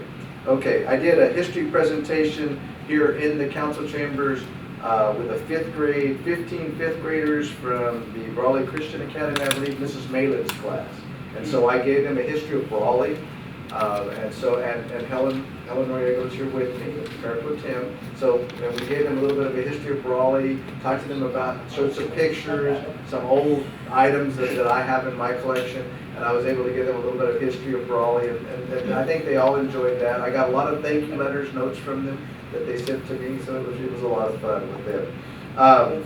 Also gave out scholarships to Calexico High School. I traveled down to Calexico High School and gave out scholarships for the Hacienda Scholarship situation. I gave out those for them down there. And so basically, I also was a part of the Juneteenth celebration in El Centro. I was asked to dress as a Union soldier, and I was asked to read the Emancipation Proclamation to the attendees. And it was a really nice event. The mayor of El Centro was there, and a lot of the people from the NAACP and other organizations in El Centro were all present. They gave out quite a few awards. They had some food, and I was able to do that. And that was quite an honor. And I'm in the newspaper here with my picture and my uniform. So I thought that was really kind of neat. The main thing that people wanted to know was how to load the musket. I mean, that was the kids came up to ask, the adults came up to ask. And I wound up doing that. No, I know how to load the musket, but that's what I did for them. So with all that, I had a great time, and thank you very much for that. Okay. Okay. So moving on to city manager's report. City attorney report. Just remember the 7 sailors and their families that were lost on Fitzgerald. Yes, absolutely. One of those gentlemen rescued 20 shipmates before he pulled them out of the flooded berth. Pretty tragic, yeah. And I think some maybe preventable. I mean, I don't know what all happened, certainly, but I don't know. That's bad. It was bad. Yes. City clerk.